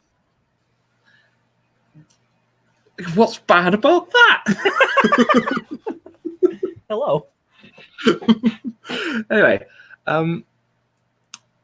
I have issues with The Last Jedi. I may have mentioned this, but I will agree with you. The duel between Kylo and Luke, in quotes, duel, was visually very stunning, as was the hyperspace ramming scene, visually very stunning, as was the throne room battle. Lots of people like to point out little niggly problems in the choreography, and I'm there going, how many times did you watch this scene to spot those niggly problems in the choreography? Because I watched it. I've done martial arts for some time. I was watching it at the time going, oh, that's amazing. But the story, on the other hand, I have major issues with. And had I been given it as a script outline, I would have said, throw that in the bin and start again. Yeah, for me, if you've got a good story and you actually have some character development, I can ignore virtually everything else. The Last Jedi did a much better job at developing character, ironically, than The Force Awakens, because Force Awakens took characters that already existed and just ran with them, with the exception of one, and that was what's his name? Code Breaking Boots Boy. What's up? Code Breaking Boots Boy. Code Breaking Boots Boy. Well, yeah, he spends half the film with his boots on his shoulder, doesn't he? Oh, Flynn? Is it Flynn? Something like that. I can't. For his name is escaping me for some reason. But But the aside hacker from him, with the stammer. But aside from him, no other character really gets a lot of time being developed until you get to Last Jedi, where Rey does get to some development, because she gets ideologically challenged by Kylo, and she gets ideologically challenged by Luke. She gets to see her idea of what a Jedi should be shattered in front of her eyes, and she has to reconstruct her idea of what one is. You get to see some development from Luke, not only an actual conclusion to his off-camera development, but you also get to see his development when he has to have his conversation with Yoda about, well, basically the conversation that boiled down to the Jedi Order was basically Christianity. Just go ahead and burn the Bible. That's really what that conversation was, if you think about it. It was just kind of. Just Yoda going, the book wasn't very good anyway. Just as a Mandalorian purist over here, I do have my disagreements with the Jedi Code. Which I might do be find why it- I like expanded universe Luke's Grey Jedi Order more than the classic one. I do find it funny how in the Darth Plagueis book, one of the things that Plagueis mentions specifically as an enemy to the Jedi Order is progressivism and liberalism. It specifically says those things in the book, and I'm just like, I'm going to have to read that book again. like, I'm slowly starting to agree with the Sith. Damn it. Darth Trump. He No, couldn't wield a Plagueis would have been opposed lightsaber. to His Trump. fingers are too small. Plagueis would have been very opposed to Trump. His particular ideology is Yeah, Trump couldn't wield a lightsaber. His fingers are too small. Anyway, but yeah, Last Jedi. Would you like me to go through some issues I had? we're already here. All right, so where to begin? Well, let's start with the beginning of the film, shall we? What the hell was the tone of that battle scene supposed to be? Was it supposed to be dark and somber and melancholy, or was it supposed to be fun, humor, comedy, fun times? Because it flits back and forth between those two constantly. Mm-hmm. Well, if you think about it, Star Wars has already been doing that since Episode 4. I would like to invite you to rewatch the trench scene where comedy is interwoven with, oh shit, Gold Leader's dead. Which trench scene are we talking about here? About Hoth trench scene, or are we talking about Death Star trench run? Death Star trench run. There isn't a Hoth scene in Episode 4. Oh, you said Episode 4. No, I missed you saying Episode 4. No, sorry. No, I thought you said original trilogy. Sorry, that's me, just my brain falling out. Anyway. Yeah, I understand what you mean, but it's not presented in the same choppy back and forth way. There are clear segments where it is supposed to raise the audience up and bring the audience down, and the pitch and tone of the scene flows better. Mm-hmm. Whereas in that one, we have cutting back and forth between comedy and serious shot to shot, which just doesn't work for me. Mm-hmm. I actually kind of like that, but I'm probably schizophrenic, so. Yeah, well, you can get in a bit, Mr. Pearson. Anyway, what else? But I really dug Pulp Fiction too, where it didn't follow, That's just beginning to end. It jumped around. That's Pulp Fiction. Yeah. All That's a Tarantino. Well, yeah, but it drove a lot of people nuts. There's a lot of people I talk to that are just like, I just hate that movie. It jumps around too much, blah blah blah. But I'm a nonlinear thinker, so I loved it. They should watch Reservoir. Reservoir Dogs does way worse jumping than. Yep. Pulp Yep, Fiction. I love that movie too. The thing is, in Pulp Fiction, that's kind of the point. Whereas in this film that we're discussing, it's supposed to be a coherent flowing narrative, and it's not. Mm-hmm. Right. What follows that scene? Where do we go from there? They're in hyperspace. They're running out of fuel. Now, here's a complaint that I disagree with. People say that running out of fuel, that's never happened in a Star Wars film before. Aha. You forget the Phantom Menace. Yes, it has. Don't they actually specifically say that they would be able to skim a gas giant at one point so that they can refuel? I'm not sure. I'd have to check Like, that. I think I recall that. Because in the Star Wars universe, if you have a large enough freighter, Yeah.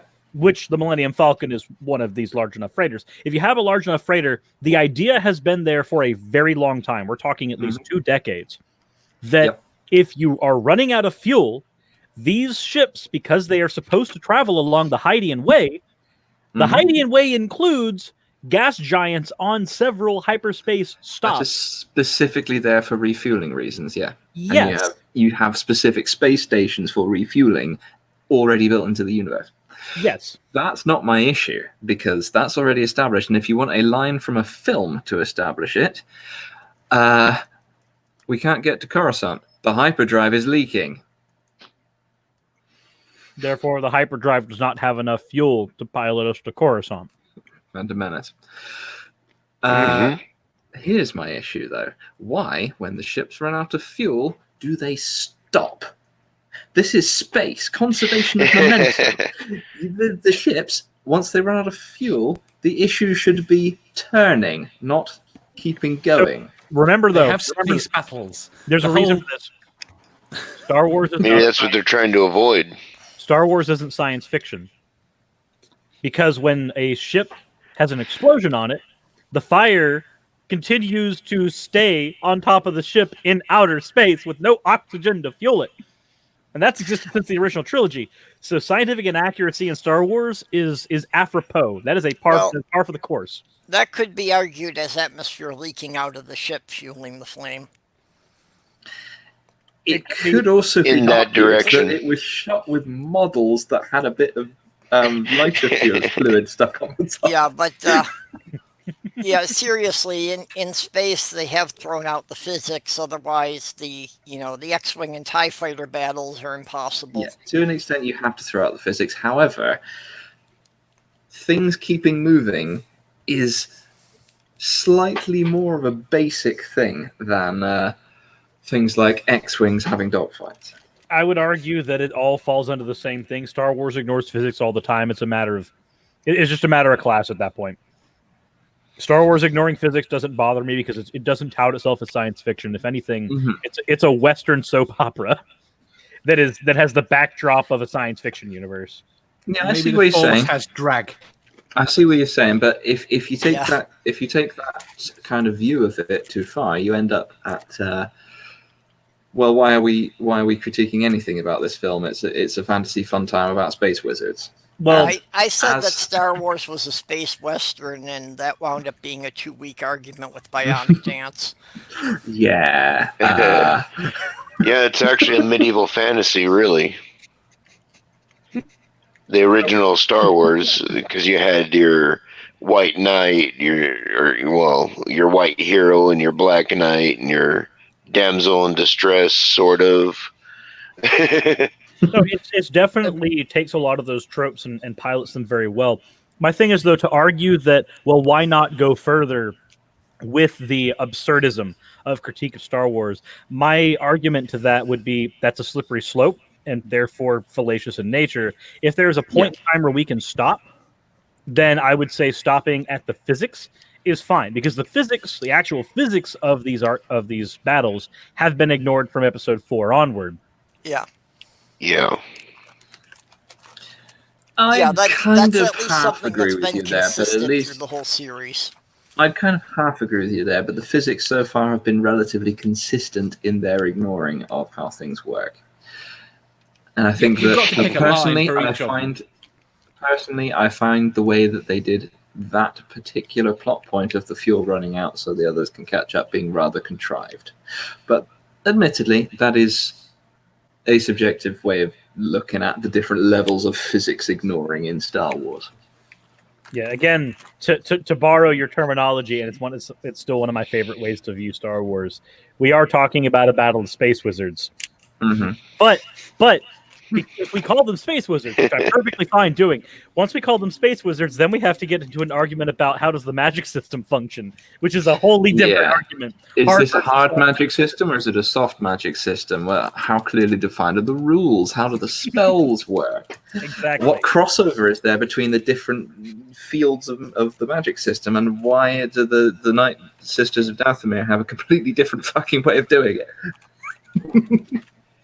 And remember, the Night Sisters of Dathomir are canon to the current Star Wars. Yeah. Because Clone Wars is largely canon now because it is being remade, or not remade, but it is being continued. And to continue it in the new canon is to accept things that are considered canon within the Clone Wars saga. So, for instance, we now have to accept, again, Darth Bane as fully canon, which I'm okay with because we need a fucking Bane movie.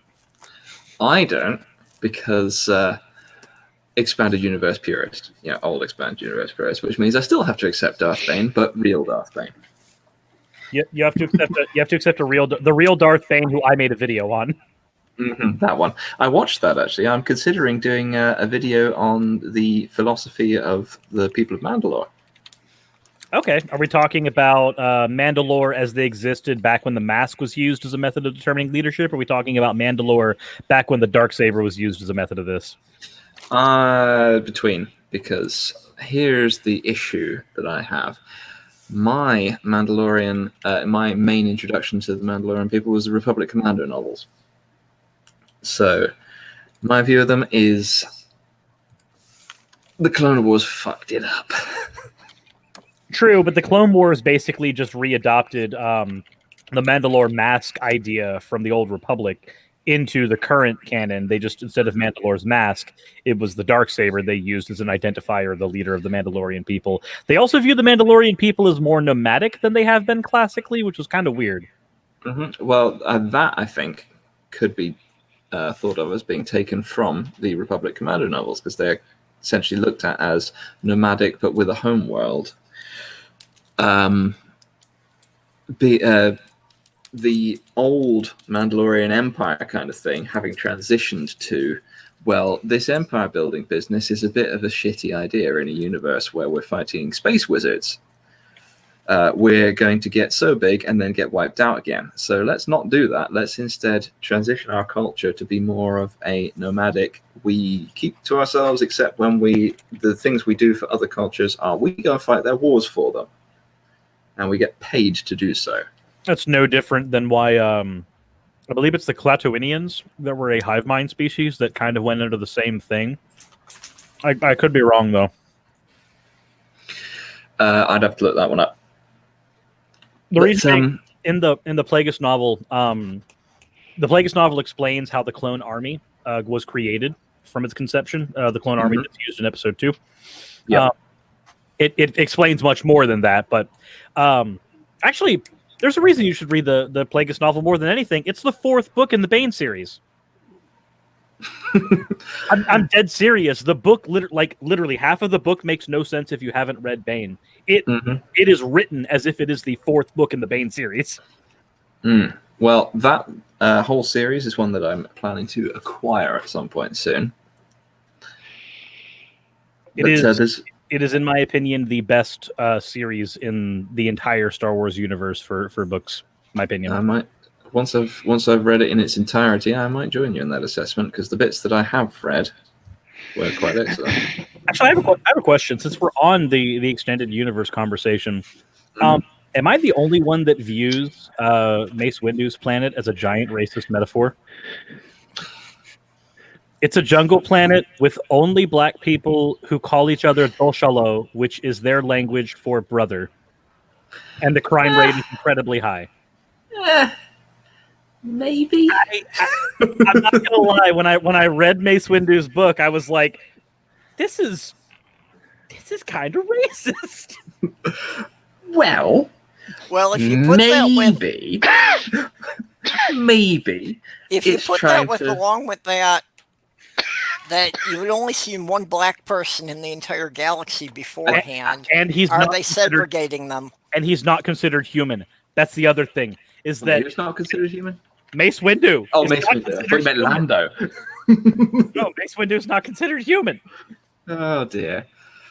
Well, you could argue that presenting it in that way is specifically to make you think about that.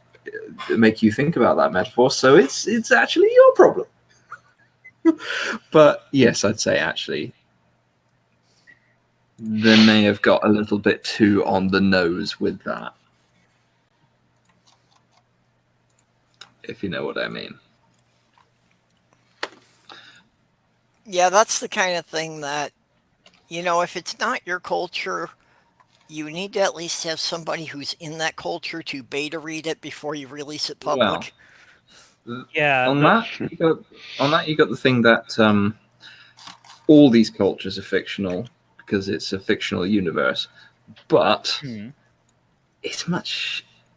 you get much less problems with parallels to real cultures if your alien race isn't just black people. Yes, considering that in the Star Wars universe, the international banking clan is made up of munes, an entire race of people that have minds that are strictly, or not only do they have minds that are built to be almost emotionalist and incredibly calculating, but these are people who, in that structure of their mind, also happen to live 3 to 4 times as long as a standard human, so they can make sure that you keep your loans straight. And you also have various tribal cultures of aliens that allow you to have that whole tribal primitive aspect of things without just pointing at some real world analogy and going, look, they look like these people.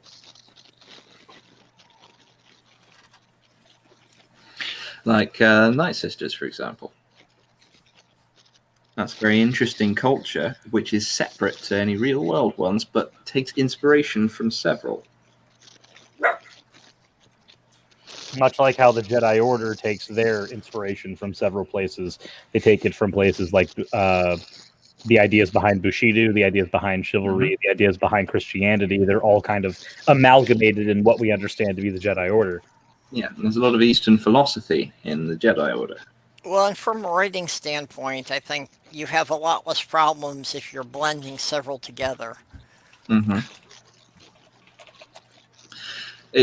is a difficult balance between having something to say about real world issues and in your fictional setting, and just kind of inserting your entire worldview into your story. Yeah.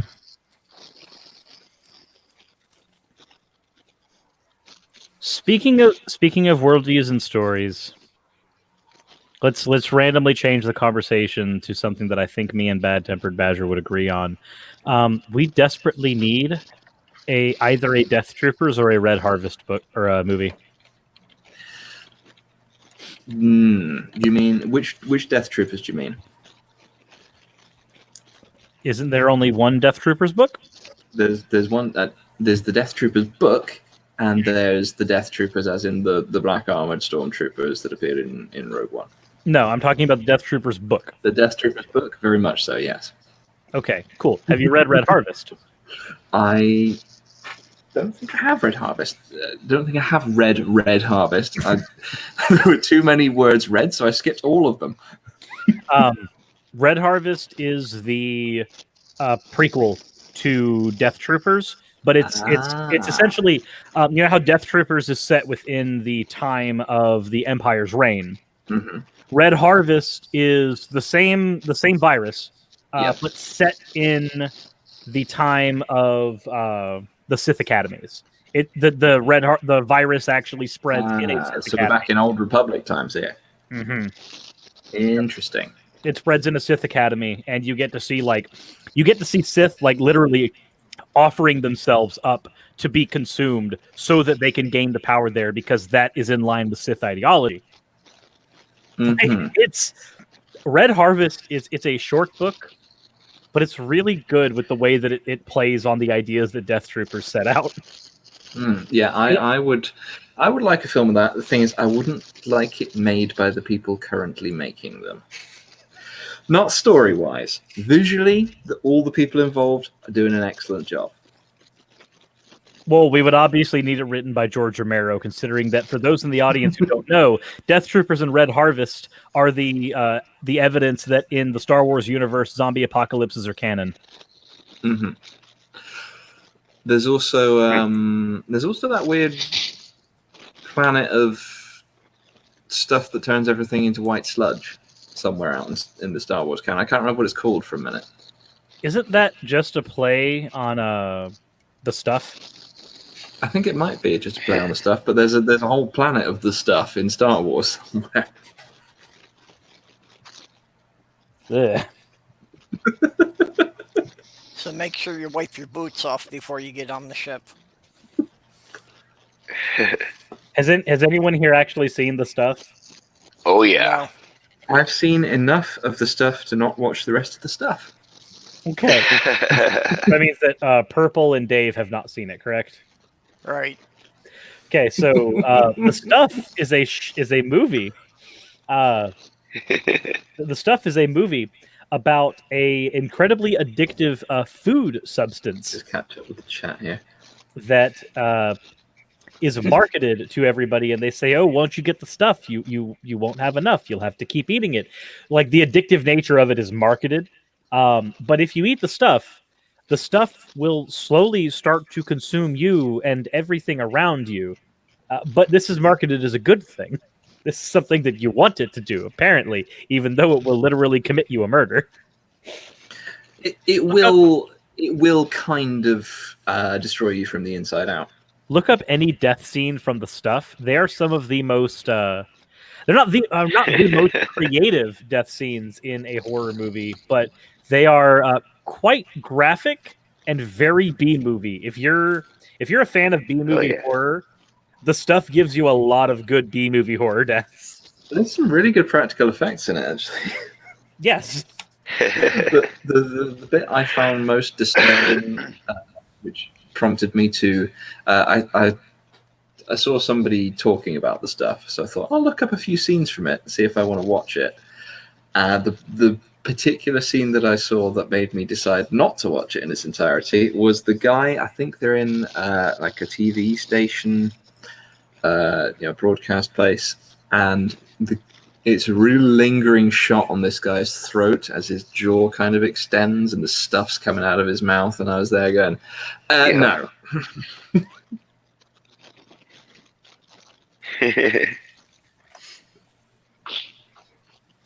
It does get groovy. Yep. It's an old horror flick. It's pretty gross.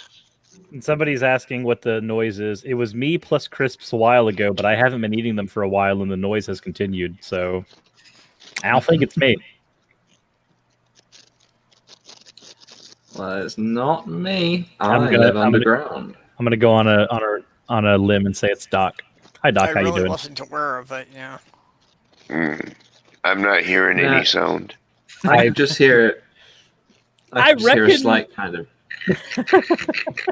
Yeah, well, when everybody stopped talking for a moment, I heard something, but I wasn't aware of it when anybody's talking. Mm-hmm.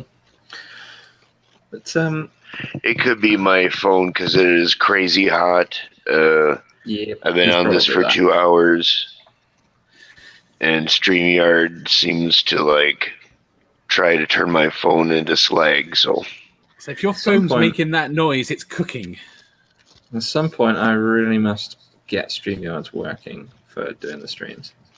Meanwhile, I'm sitting here with Zoom, and I just use that instead.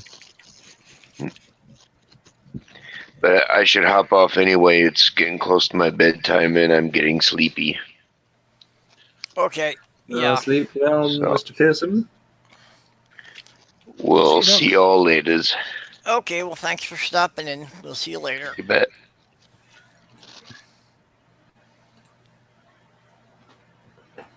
So, okay. Here's a question for you, Cyrus. Have you read the Republic Commando books? They're actually some of the ones I haven't read yet. I highly recommend. Unfortunately, due to the Clone Wars happening, there was supposed to be another book in the series, which wasn't written. Because Karen Travis, the author, was kind of told, after already having written most of the characters going to Mandalore, don't include Mandalore in the story. They'd already been on Mandalore for 2 books. Okay. So at that point, she just kind of went, yeah, I'm not going to be able to finish this story and keep in compliance with these restrictions they're putting on the story.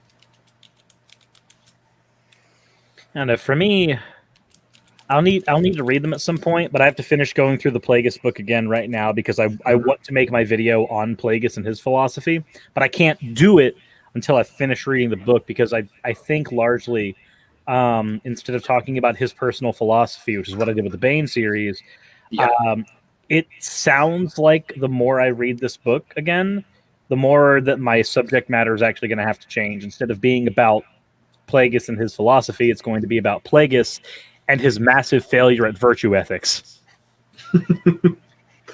All right. Well, that's definitely going to be interesting. Well, I did see the one you did about Bane, and that was very well done because even though I wasn't familiar with the character, I was able to follow it pretty well. At some point, I'm going to have to go through all the material for Old Republic era Mandalorians. Because I think if I'm doing a Mandalorian philosophy thing, I would like to compare the changes between, that gap in time has had on the culture. Remember, everybody, if your culture is one that allows Darth Maul to take over as figurehead, you probably screwed up somewhere. Well, you see, being a Republic Commander novel purist. You're all for it. No, not all for that, but it wouldn't happen the same way if things were going as they were in those books. I have a question. If we dial back to the Old Republic, if a non-Mandalorian were to wear Mandalore's mask, would they be considered leader, or would they be considered public enemy number one? I'm not entirely sure. They never really say that Mandalore's mask has to be worn. Oh, wait a minute. No, I think a non-Mandalore can wear it because I think Revan wore it at one point. No, he didn't wear it. He stole it. You might be right, but then when that happened, did the Mandalorian people see him as a legitimate wearer of the mask, or someone to be taken out and the mask reclaimed? I don't remember. It's been a long time since I've read through anything Revan. Revan's a very oddly storied character. Yeah, a little bit. No, I'd have to go through the Revan, all the material on Revan, including Deception and everything again, to get to that point. Also, you know that Revan technically lives to like 800?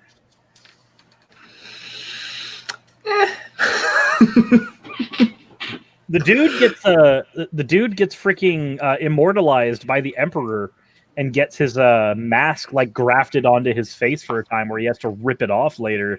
And he just has to like live in constant pain as an immortal until he's killed. Like that's really kind of disturbing. A little bit. That is a tad disturbing. But then you've got characters like Darth Nihilus as well, who are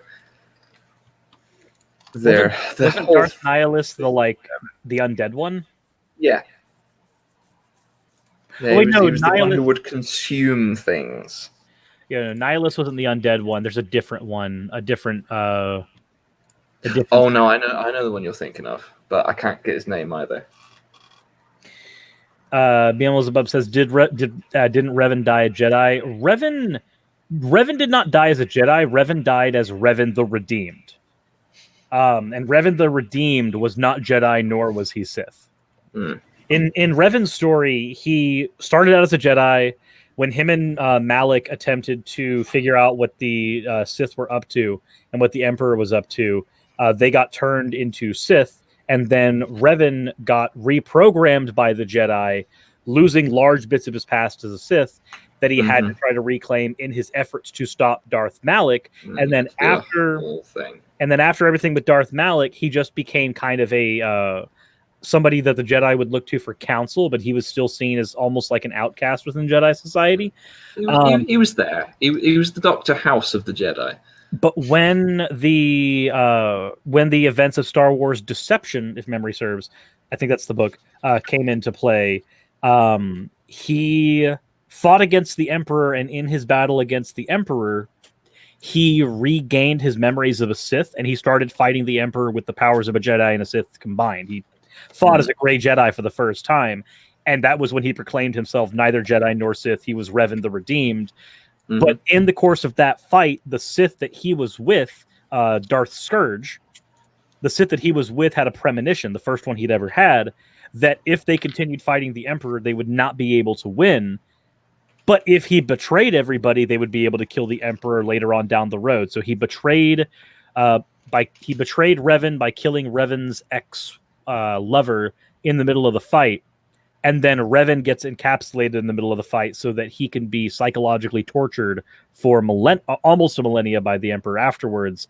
and he can only be psychologically tortured that long because he is immortal. And when he comes back, he aids you not as a Jedi, not as a Sith, but as Revan the Redeemed. And Revan the Redeemed dies as such. He doesn't get to die as a Jedi. Revan's an interesting chap, isn't he? He is. He is. He's also very. It's also very dark when you consider that he's one of the few characters in the Star Wars universe that they describe the psychological torture that he went through. One of very few, but not the only one. No, the other ones, other notable ones would be Leia. Jason Solo gets some good torture on. Jason Solo gets some. I believe Exar Kun actually. A lot of his exploits and torture get described pretty horrifically. Yeah, well, Jason Solo's in the embrace of pain for quite a while, isn't he?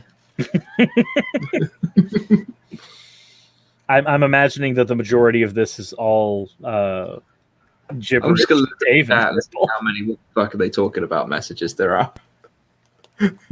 Yeah, you're completely missing me. I'm sorry, Purple. We're Star Wars nerds.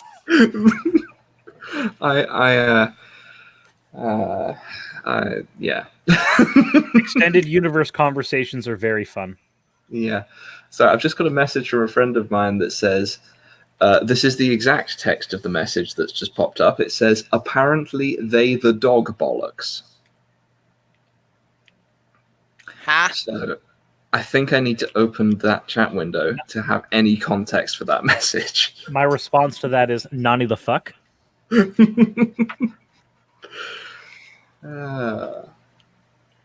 Oh, he's talking about the night vision goggles in DayZ. Okay, right.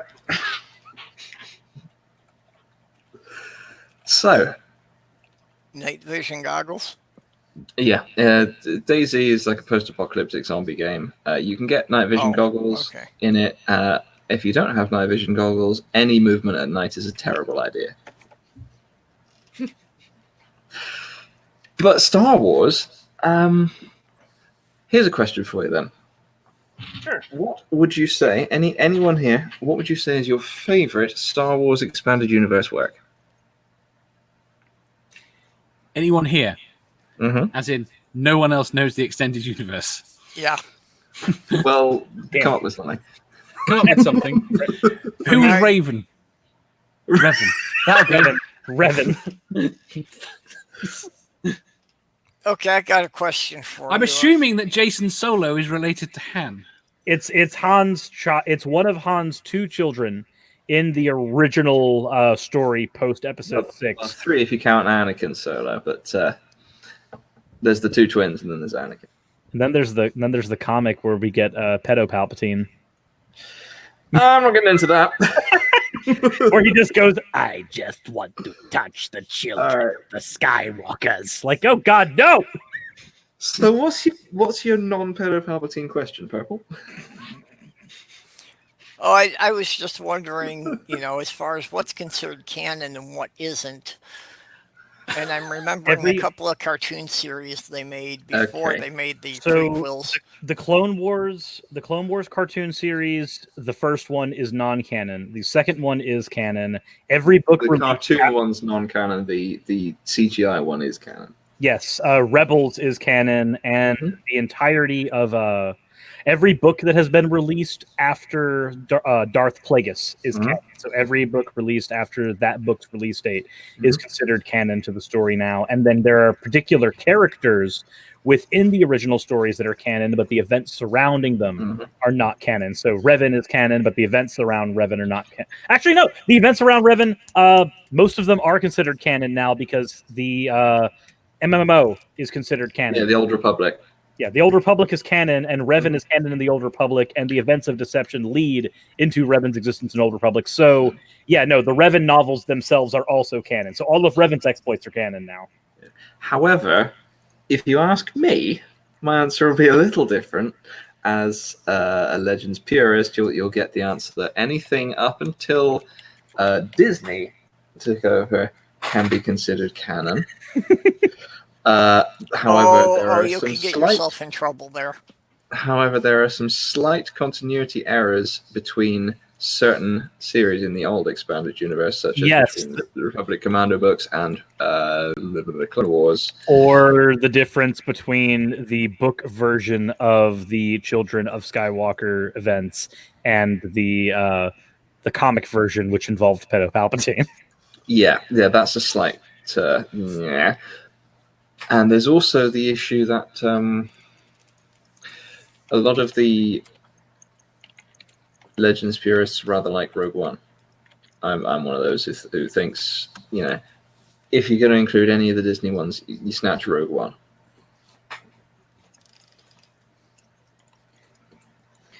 So Luke actually does become Sith in the original lore. Mhm. When Luke is when Jason Solo turns into a Sith, Luke goes on a journey to discover how Jason Solo became a Sith, why he did, and in so doing, he discovers that Emperor Palpatine was not truly killed in the events of Episode 6. Palpatine used the essence transfer ability to go into a clone body, something Darth Bane would try to do in other novels created later, but canonically 1,000 years before. He discovers that Palpatine is still alive. He submits himself to Palpatine as a student to discover what was so alluring about the dark side that led to Jason Solo going down that path. And then he ultimately he kills Palpatine, like actually kills him. And parallel is, as opposed to Luke being able to like truly help much with the battle with Jason Solo, Jason's sister gets trained by Boba Fett while Luke is being trained by Palpatine, and Jason's sister takes down Jason and kills him instead. Mm-hmm. So Luke largely had no fucking reason for doing it. He could have just let the kids handle it. He could have, but he didn't. But he didn't. But no, canonically, there is a point where Luke went Sith. He also married a Sith. There was a Sith assassin sent against him by Palpatine during this time. Although technically, Ruler 2, she wouldn't be classed as Sith. She would be classed as a Sith acolyte. She would be classed as a Sith acolyte. Actually, no. There's no Rule of 2 at that point. I know, because Palpatine just went, fuck it, didn't he? Plagueis, when he killed Darth Tenebris, did away with the Rule of 2 completely. He, instead of calling it the Rule of 2 anymore, he then reclassifies it as Sith from the Bane line. Okay. So there's a reason that you can have multiple Sith and Sith apprentices after that point. Mm-hmm.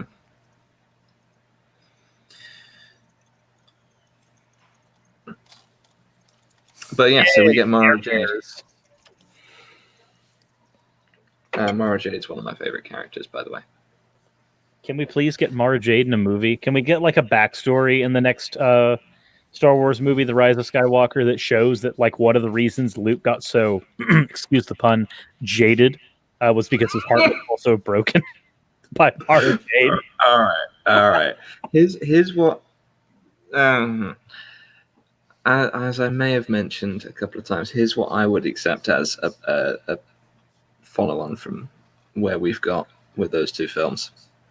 So, you have a brief flashback scene of the events of those films, you know, interspersed with dark whisperings and voices and such. And then screen goes black.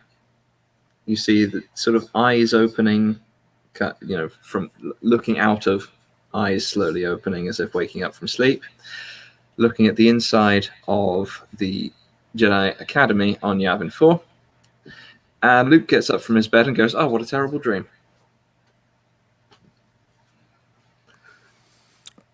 Yeah, in general, I hate when they do things like that. I would normally absolutely despise some writing off of a load of story like that, but in this case, I'd make an exception. Yeah, well, I know what you mean from other things. Like, as much as I love Transformers, I have my own headcanon that the entire Beast Machine series was something that Megatron was in an insane asylum and imagined all that. Yeah, okay. No, the reason I say that is I can see no way of reconciling the Legends people and the New Continuity people. I don't think it is possible to to make that gel again without writing off a lot of stuff from one or other. Which I think is unfortunate and didn't have to happen the way it did. It would have been entirely possible to write the things that they wanted to include in the new stories without cocking up all the old ones. But we're here now. We've got a Star Wars fandom split down the middle, and we're in a bit of a mess. Yeah, and unfortunately, that's, when you've got too many different writers writing in one series, that's pretty much bound to happen. Some of them are going to go off their own direction, unless you've got a really tight, like Writer's Bible. Yeah.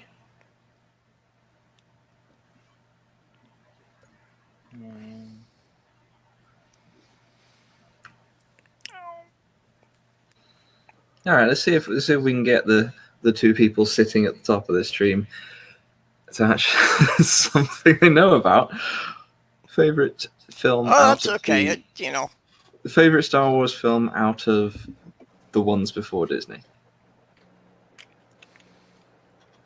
Well, like I said, I really only saw the first, 6, so.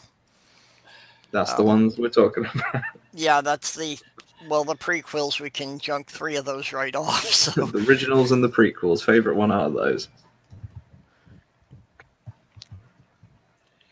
Ed?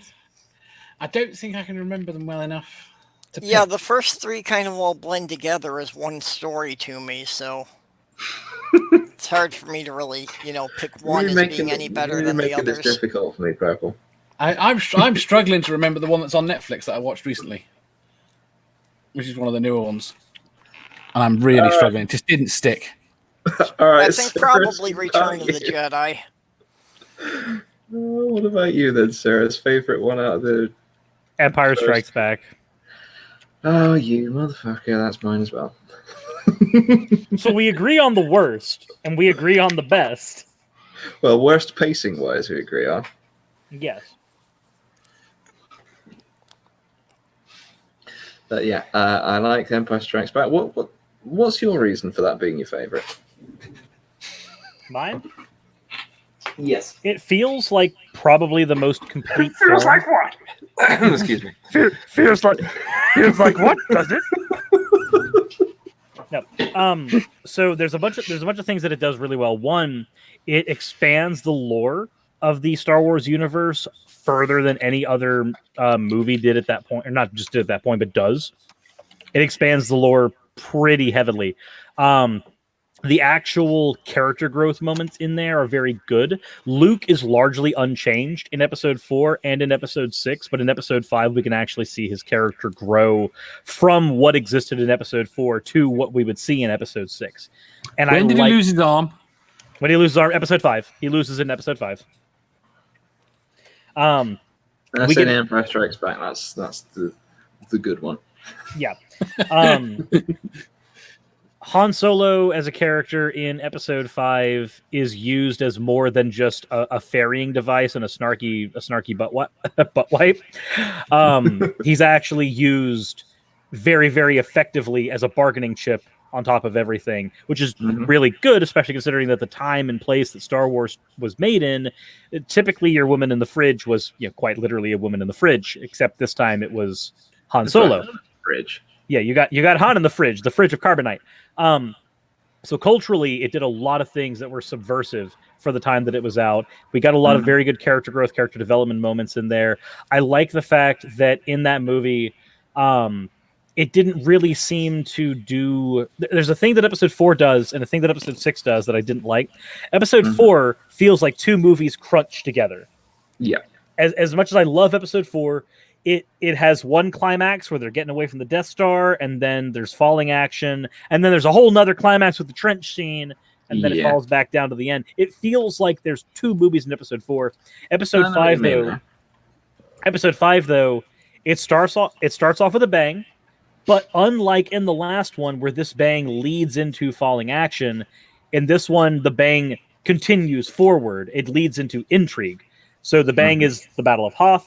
the Battle of Hoth is arguably the best like multi-person battle scene in the original trilogy. Mm-hmm. They have the Battle of Hoth.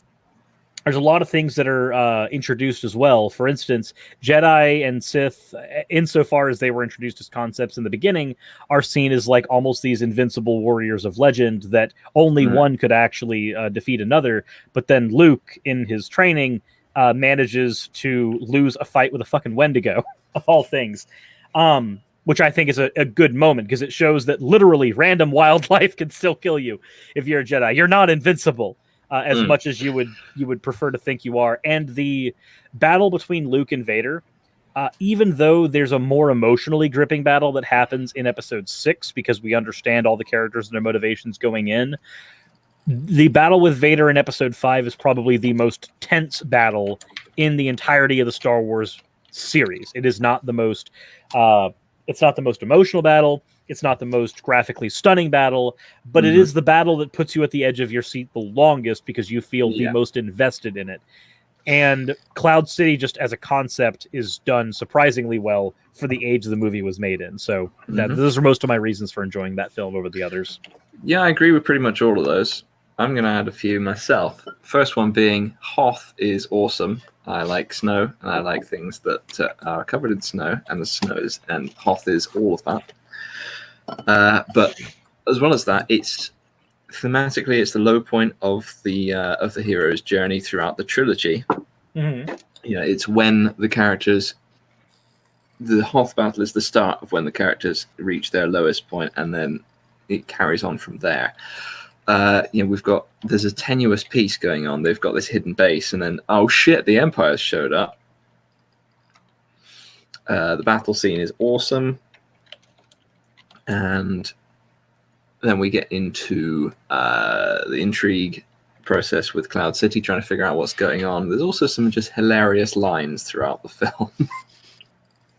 Just, the whole C-3PO recorded conversation with the Stormtrooper bit.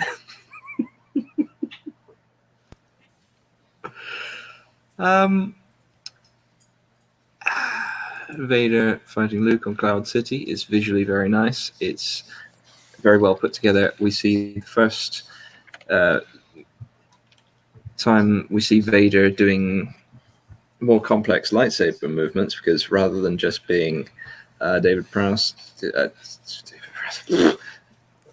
originally playing him, just kind of swinging around, looking very cautious because nobody knew how lightsabers worked at that point, and the props were very fragile. We have, for the scenes where the actual combat is going on, it's shot from angles where it's often shot from angles where you don't see the height difference, so that they could have a fencer play Vader, so that he'd have some finesse with his motions.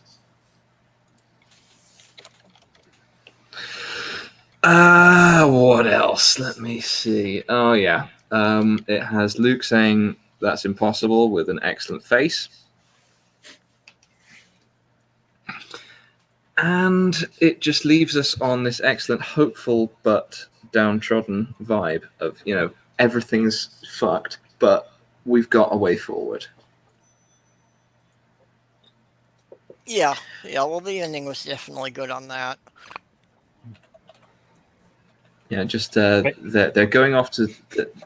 It leads into the next film very well. We're going off to start having this. We've got our operation planned. We know where we're going to meet. We leaves on a cliffhanger, but not one that feels cheap. It leaves you on. This is going somewhere.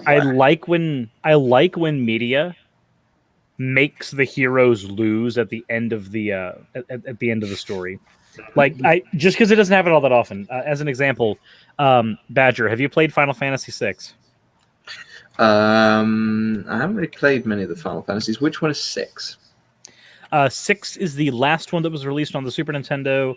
It follows the escapades of a party that forms around Terra against an empire that is led militaristically by a general named Kefka. No, I haven't played that one. Okay, so spoiler alert for anybody who hasn't played a 20-year-old video game. Shit. I really, for anything more than 5 years old, I don't think spoilers are even valid. I mean, fair, but I had somebody get on to me at one point for spoiling the end of Batman Arkham Asylum, even though that game had been out for a very long time by the time I said that the Joker dies at the end of it. BT Wait, dubs. what?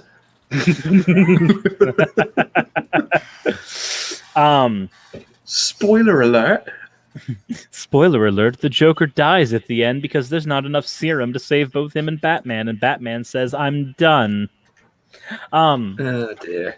No, And in Suris loses 10,000 subscribers. gone.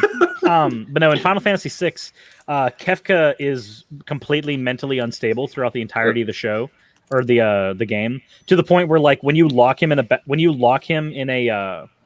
whatchamacallit, you lock him in a jail cell as a prisoner of war. And when you lock him in the jail cell, he literally like gets up on the toilet in the jail cell and starts jumping up and down like a monkey, screaming at you. And you're just like, this guy's a military commander? That's how did he do anything? But as soon as like what you've just imprisoned him for was poisoning the entire water supply of a village and killing everybody in the village in the span of 24 hours. So like there's reasons he became a prisoner of war. But even when you make him a prisoner of war, you find out that apparently he'd been puppeteering the king of the region that you had gotten imprisoned in. So he just gets released immediately, and he just like raspberries you and runs away, and then continues to go commit genocide. By the end of the story, though, Kefka manages through the events of the story to achieve godhood. Oh dear. And in achieving godhood, he annihilates all existence so that all that can exist is him and the way that he thinks things should be shaped. And then you have to battle with Kefka, knowing that the only thing that can possibly create anything anymore is Kefka, who has destroyed everything. Existence now relies on Kefka, but because he destroyed everything, the only option you have left is deicide. The game does not end on a happy note. Yeah, I get that impression actually. Also, if just for anyone who's still watching, if you are planning to leave, if you are planning to unsubscribe from Suris, I should mention that I have not leaked any spoilers for Arkham Asylum, so you should come over to my channel.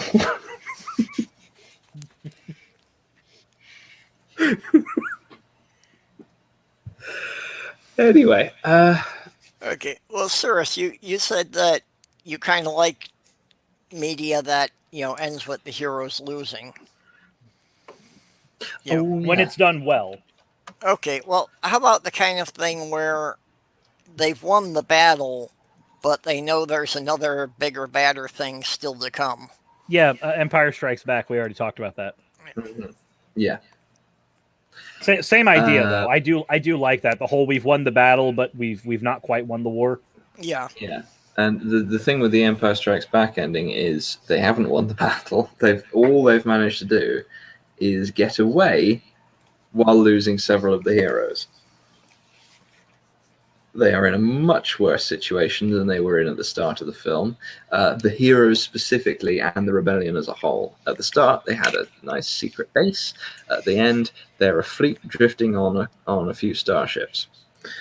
And the heroes specifically, at the start, they're all together. They may not be getting on perfectly, but they're all free and alive and well. And at the end, Luke's just getting used to having a new mechanical hand, and Han Solo's in the fridge. So it's a case of things aren't going so well, but it ends on the positive note of we know how we're going to try to fix this. We know where we're going. We're in the ship. I have a clever plan. Yeah, and we can swim to it. This might be a bit of a smelly journey. Okay, well, we seem to have kind of slowed out here, and I actually probably should wind this down, and I have other things I need to get done today. Yeah, sorry for killing it with a Star Wars.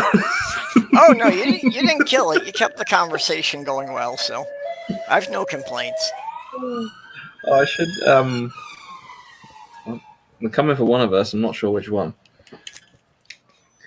I should mention that if you want to play a Star Wars game with Luke Skywalker as actual Luke Skywalker rather than sad, broken Luke Skywalker, I recommend the Jedi Knight series, specifically Jedi Outcast and Jedi Academy.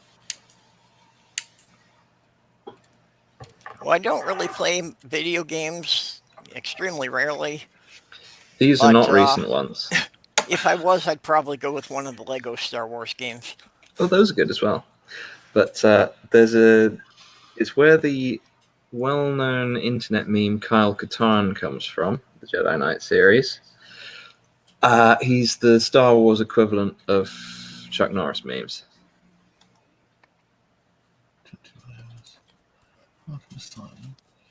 Okay. Well, Such amazing lines as Luke says, I sense a disturbance in the Force. You always sense a disturbance in the Force. But yeah, I sense it too.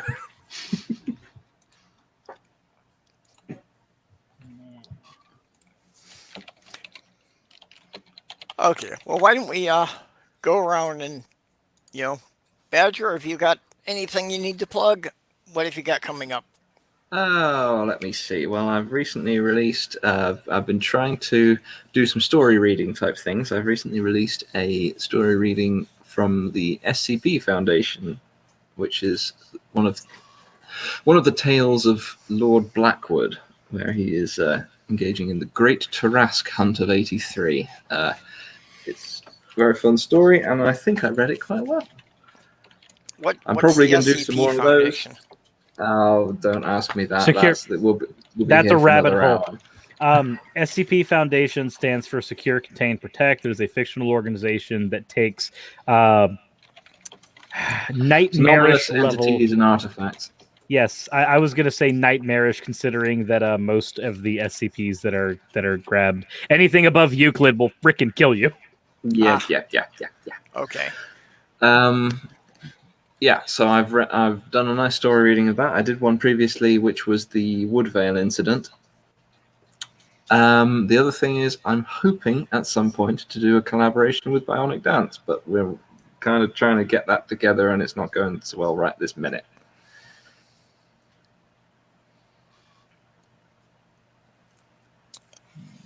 Okay, Dave, you have anything coming up? Oh God, no. No. I'll plug Badger. Got anything now? I got a video I'm making if I actually eventually get around to doing it, which is a bait and switch on evangelical. Bait and switch on comparison between chimpanzees and humans. Using so that it starts off as though it's supporting the creationist point of view. Interesting. To try and incite them in. I'll do it, but I'm struggling with the script. Yeah, I've got a couple of scripts that are in various stages, and mostly I have to get around to recording some things.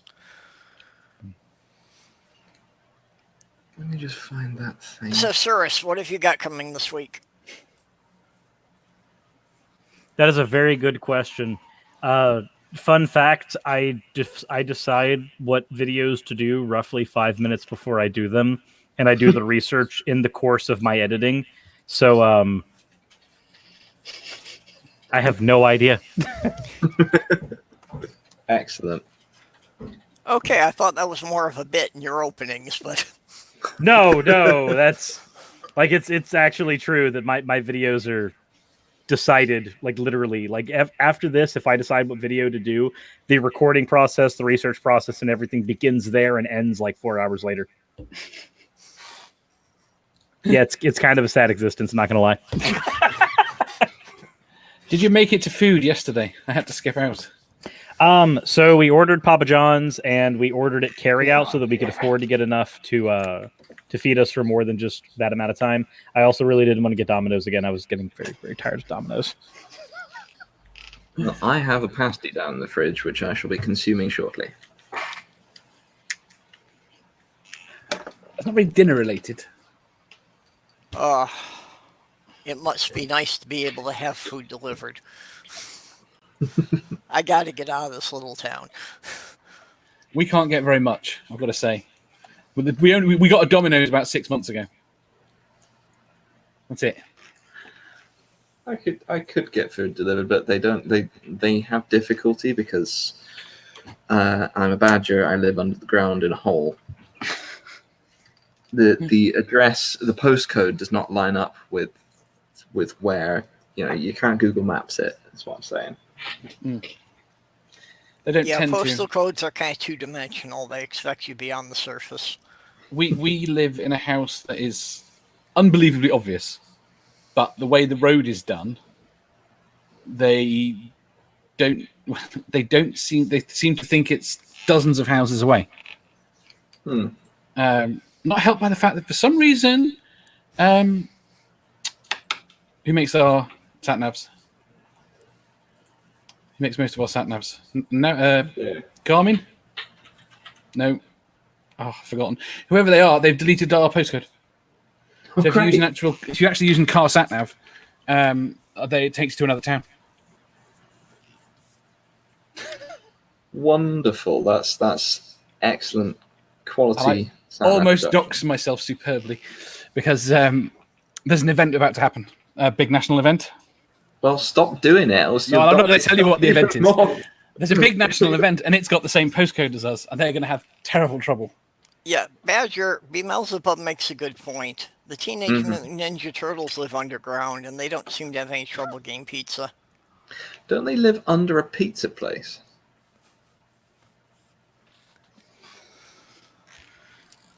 The FBI would like to know your location.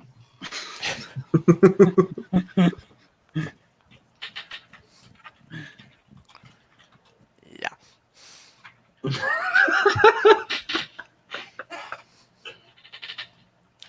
Okay. Well, like I said, I think I need to wrap this up here because I've got a project that is due by noon tomorrow. So I need to get on that. All right. Thanks for coming. Badger, Suris, I didn't follow a lot of it, but it was still a good conversation going, so I appreciate that. Oh, dear. So, certainly hope you both come back another day for more of it. Now, when I mentioned the embrace of pain and the whole Jason Solo story arc around that, I meant just in that context. I didn't mean this conversation. Saving stars. Well, it was something different from my channel, from what we usually discuss in here, so. I've sent you a thing on the twits with that video, sir. Oh, dear. Okay. So, if anybody has anything else to add, or I'm about to end the stream here.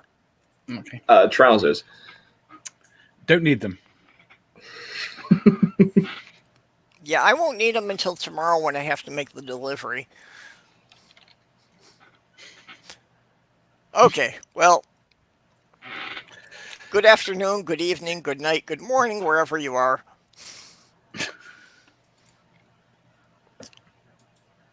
And that should